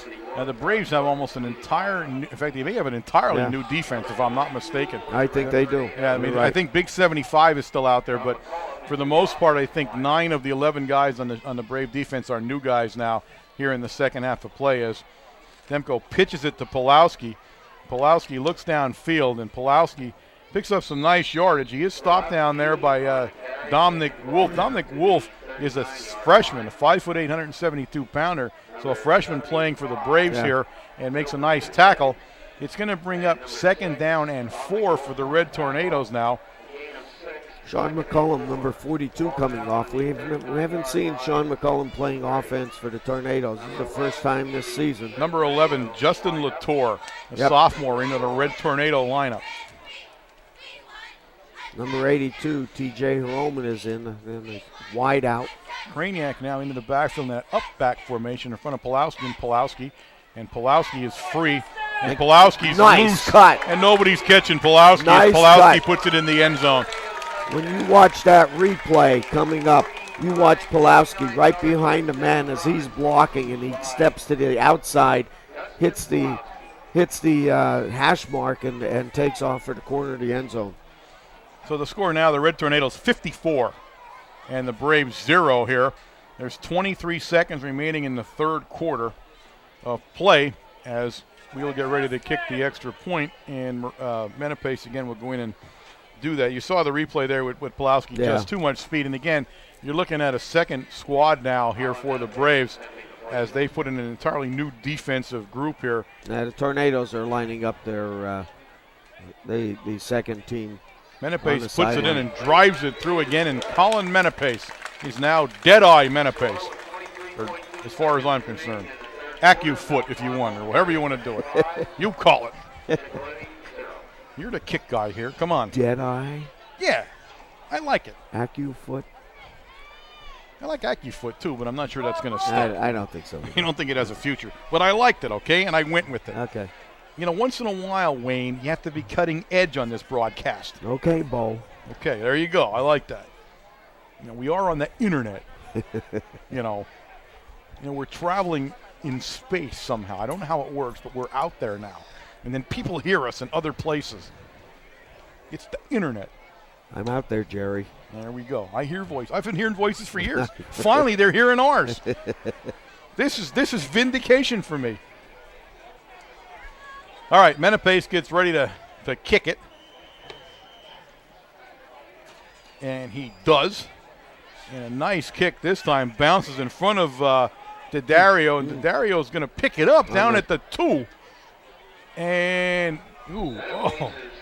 he paid the price for letting it squib by him. He didn't pick it up where he should have, and it squibbed past him down to the 2. And then it didn't go out of bounds, which was what he was hoping.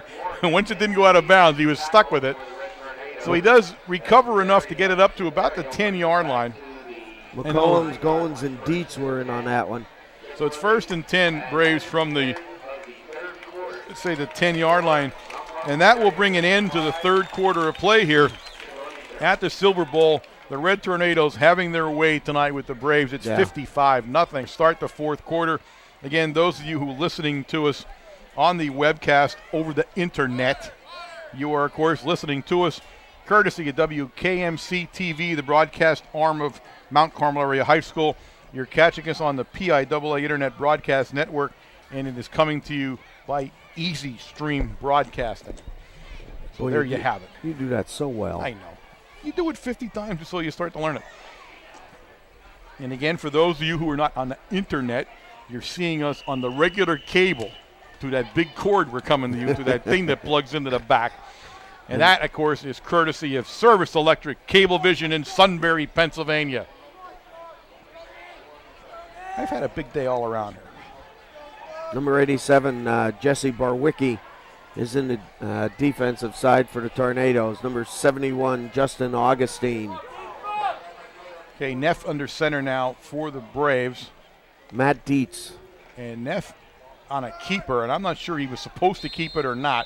It looked like the back got a little bit ahead of him there, and he couldn't make the handoff. But Neff will actually pick up some nice yardage on the play. In fact, Neff picks up 5 yards on what I'm not sure wasn't a broken play, but he made the best of it. So Adam Jaworski, number 10, is in there for the Tornadoes. Number 11, Justin Latour goes in. Number 4 is in there, Eddie Stewart.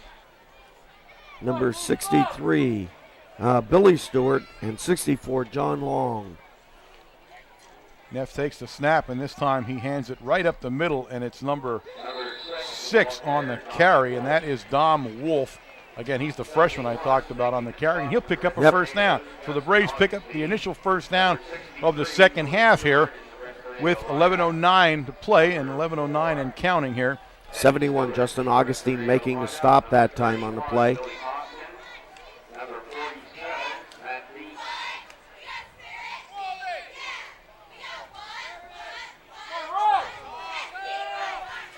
Keith Casella, number 30.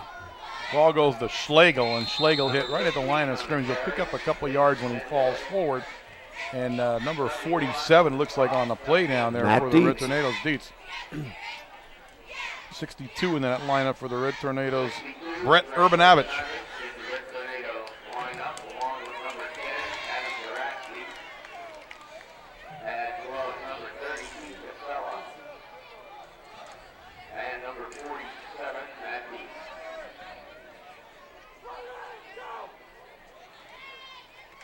Handoff now right in on inside Sally played. He handed it off to number 7, Bly. And Bly unfortunately ran into the referee. And the referee's about 3 times the size of Bly, and he couldn't get around them quick enough.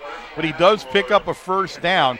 So it's 1st and 10 for the Braves. And Bly, when he picked his head up, he was running straight at that guy. That guy's a pretty big guy down there, so he wasn't going to run through him. Number 27, Mike Sinopoli, in for the Tornadoes. Braves put a man on motion now, and Neff hands it off. And again, Neff was on a keeper, and Neff's in trouble. And Neff is buried down there. Number 63 for the Red Tornadoes, Billy Stewart. And he was at Supper Club, and you're going to love this. What do you think his nickname is? Are you ready for this? Yeah, go ahead. Beast. Is it really? Yes. There you saw it. That's why. Yep. He ate that play up. You got to love a kid with that nickname. You got to love him. Now I think his mom and dad were there. I don't know if they loved it as much, but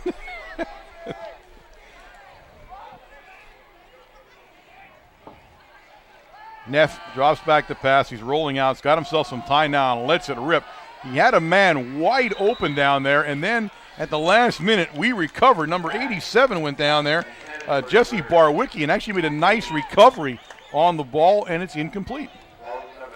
See, when that kid launches it, though, he can really let it rip when he really goes at it. But he had some pressure that time. Number 71, Justin Augustine was in, and number 62, Brett Urbanavage.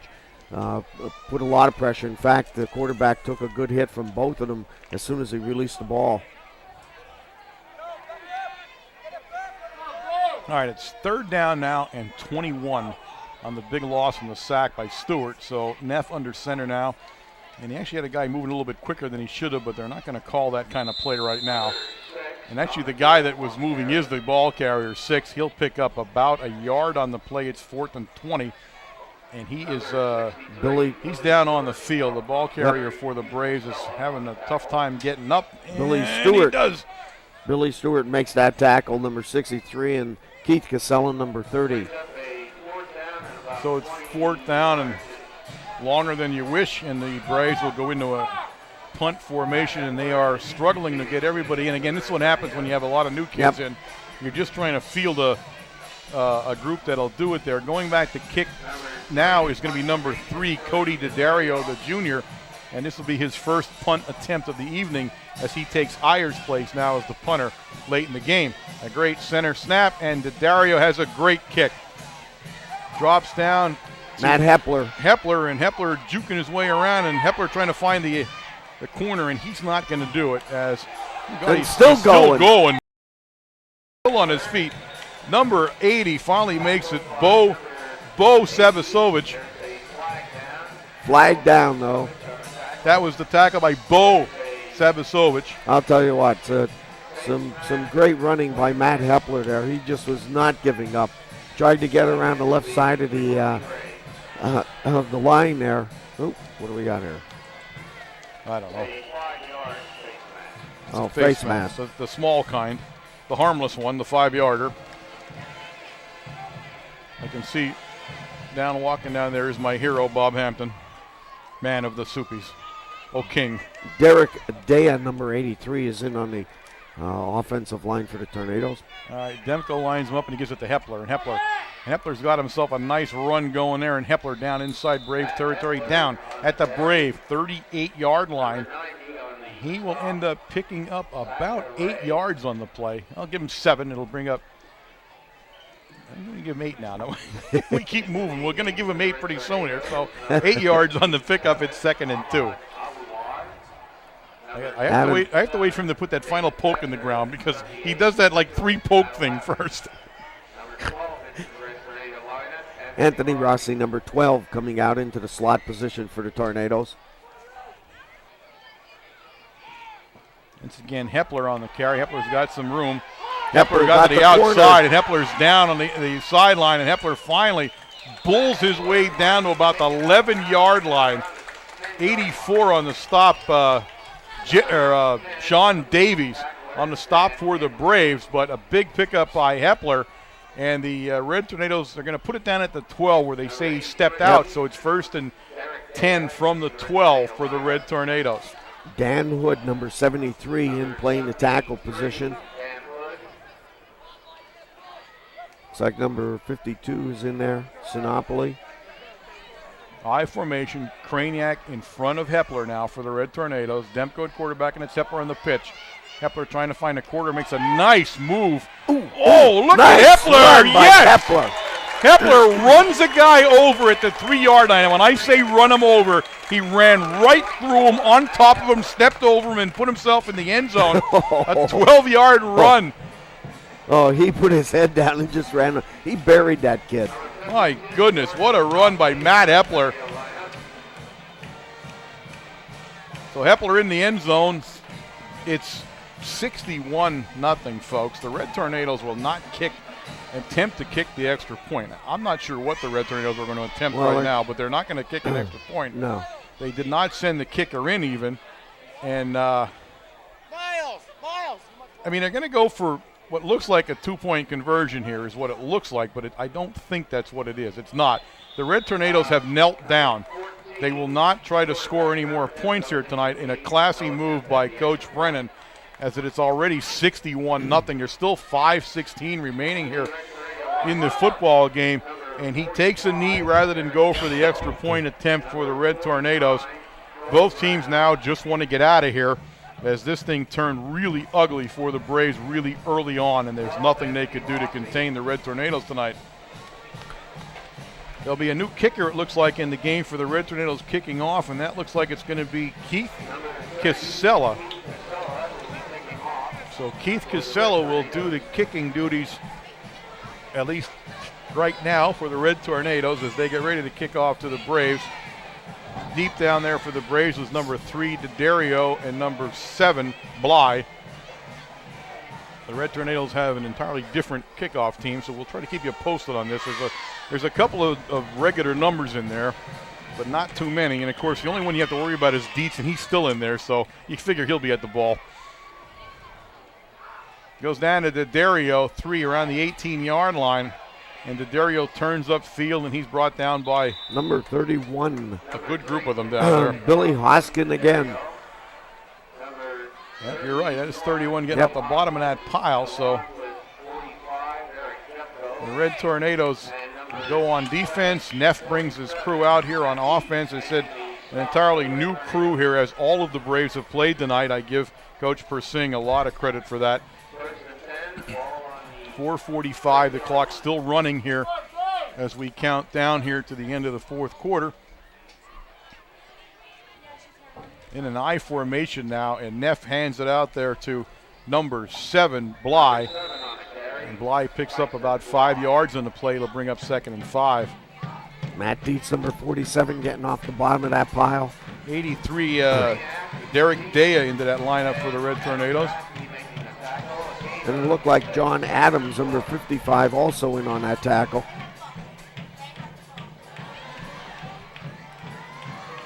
.45 Eric Jepko in the defensive backfield for the Red Tornadoes here as Neff brings them up. And Neff hands it off, and it goes nowhere. Nowhere at all for the Red Tornadoes. Number 47, Dietz getting off the bottom of the pile. How many times have I said his name tonight? Doug Kraniak also making the stop there. Jordan Sinopoli, number 52, is in for the Tornadoes. I'm not sure there aren't too many guys that haven't played here tonight. In fact, nobody. Jesse Barwicki over on that other side there now, playing a defensive backfield for the Red Tornadoes as Neff brings them up. Split backfield. Neff goes back to pass. He has his man down there, and it's number 81. 81 will be brought down in there by by who else? 47. Dietz and Jepko. Jepko. Number 45, Jepko playing the strong safety position. Eric.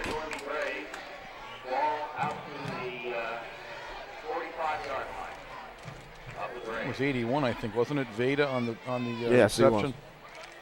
Tyler Veda, another sophomore for the Braves on that reception.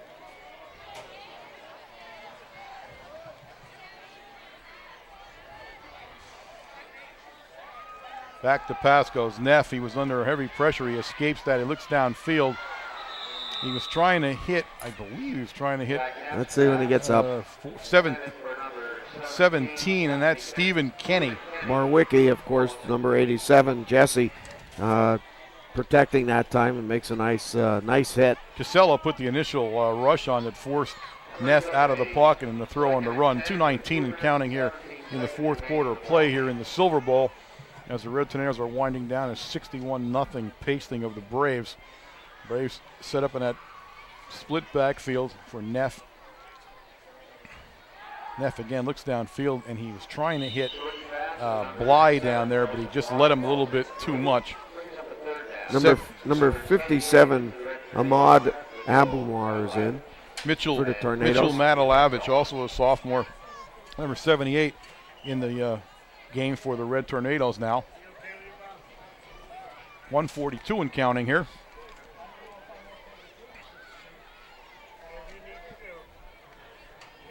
One guy in the backfield now for Neff as he scans the defense for the Red Tornadoes, and he keeps on a keeper, a quarterback keeper, and Neff will pick up some nice yardage. and still going. Oh my goodness, there's Neff, 10 of the 11 Red Tornadoes tackled him that time. And he's still picked up 10 yards.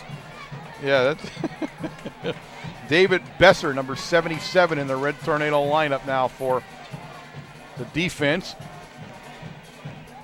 As Neff will bring him in, it's fourth down and less than one. As how he in that whole mess didn't pick the first down, I'm not sure, but he has less than 1 yard to go for it from the fourth down, so he's going to have to pick that up. But he doesn't. He goes back to pass, and I believe they're going to say no. Almost. I thought Latour intercepted it, but he couldn't get it off the ground in time. And the Braves have turned the ball over to the Red Tornadoes here on a fourth and less than one, and they didn't pick it up because he passed it. And that's the end of the offensive night, as it were, for the Braves, as the Red Tornadoes will go on offense here as they try to get their offensive unit. And this is a look at this now.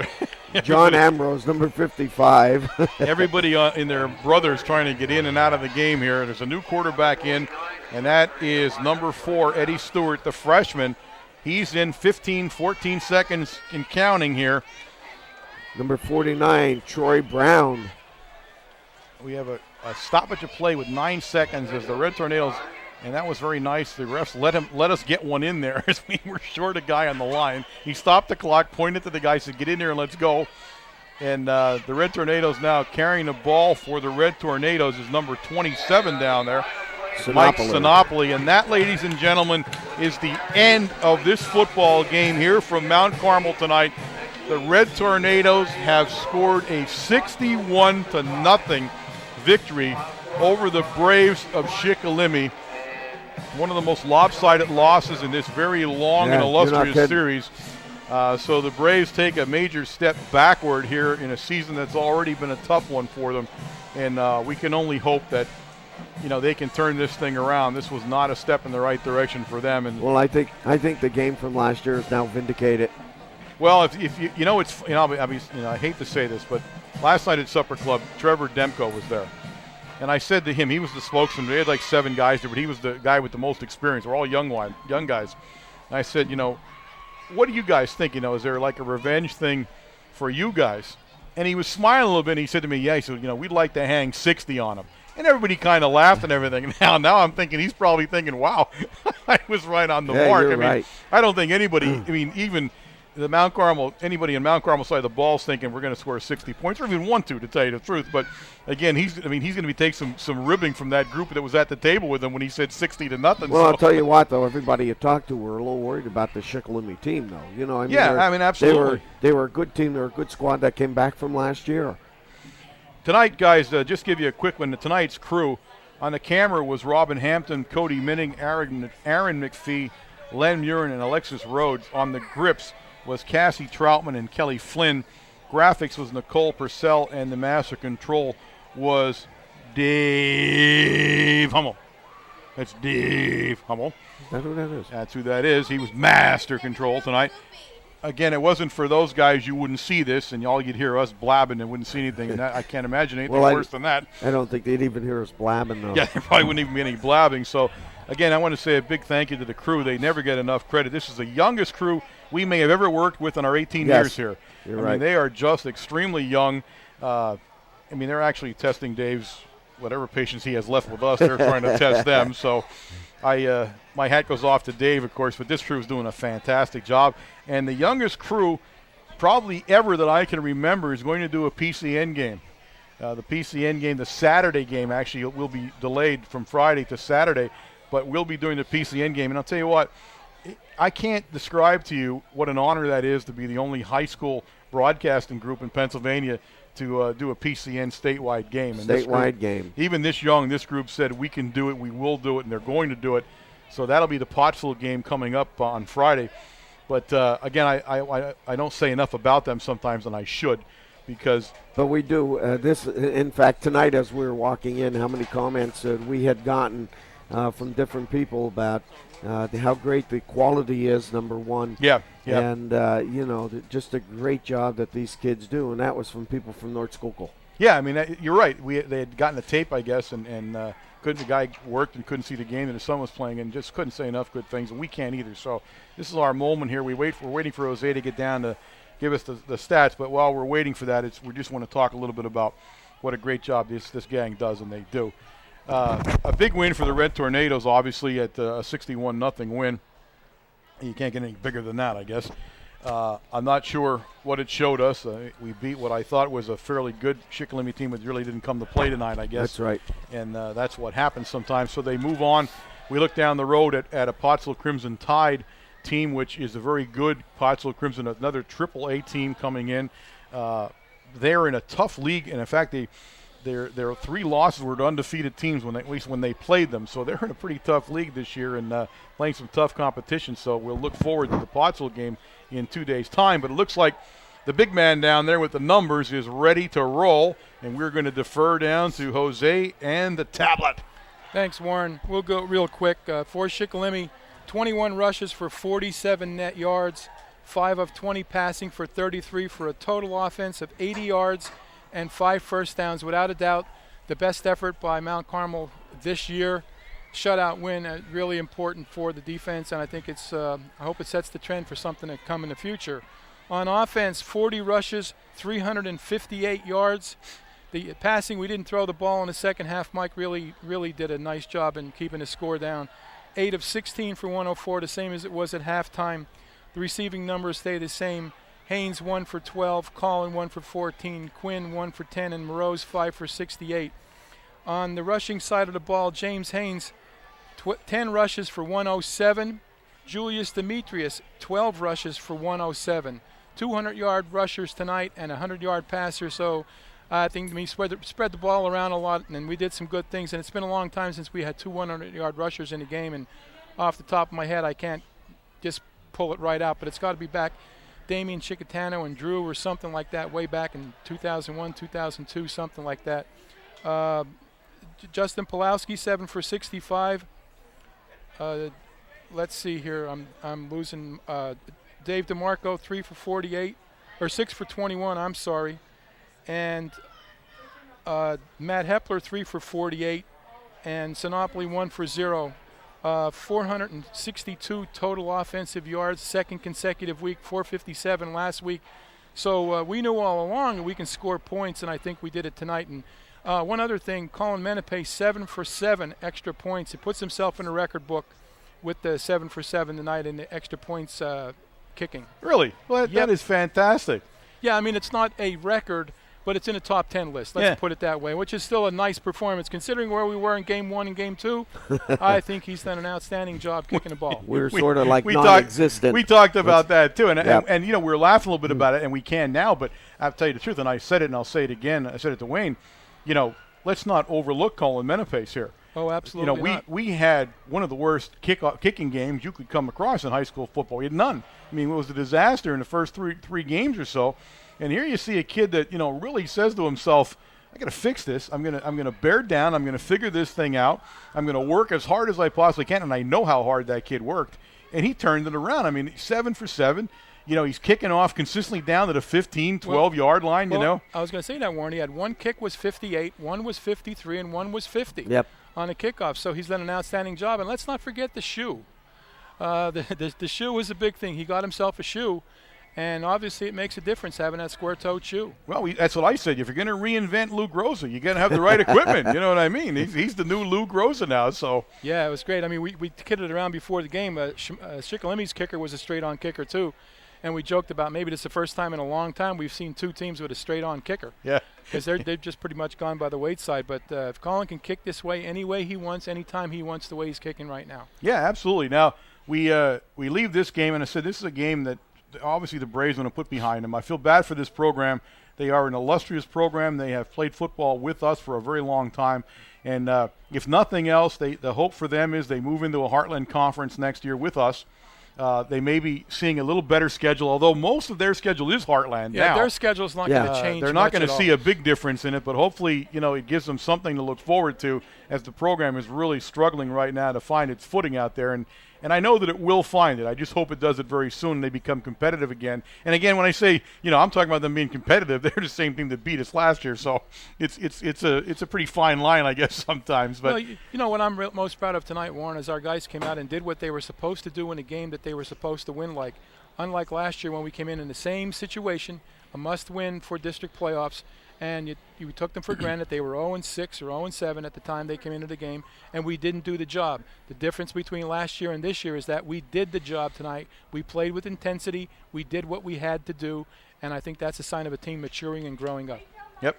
All right, we look in 2 days' time to Pottsville. You're going to be at that game, right? I would hope so. Just checking with you. That's okay. All right. I'll give it a shot. Good Lord willing. The Tide, again, a AAA team, and having a very good season. Now, they were semifinalists in the state for 2 years in a row. Right. So, yeah, they've lost, I guess, 3 games. I don't know what they're doing tonight. They were winning, but you'll know this by this time when you see it. But, again, a very competitive football team coming down here now to the Silver Bowl, probably for the last time in the foreseeable future, as they are not in the conference. We won't see them again. So this is a very big game coming up in 2 days, again, for District 4 and for the two teams in themselves, as they're in a fight in District 11 right now. Yes, they are, and we certainly have to play well. We want to win this game. We want to get a good seed in District 4. We want to win, and these guys are going to come out prepared to play. I know they are. Yeah, they look like they did now. Look like they got the corner turned. Yeah, the corner turned. I had a little too much to eat, I think, tonight, Jose. I'm not sure. You guys have it good up there, that's for sure.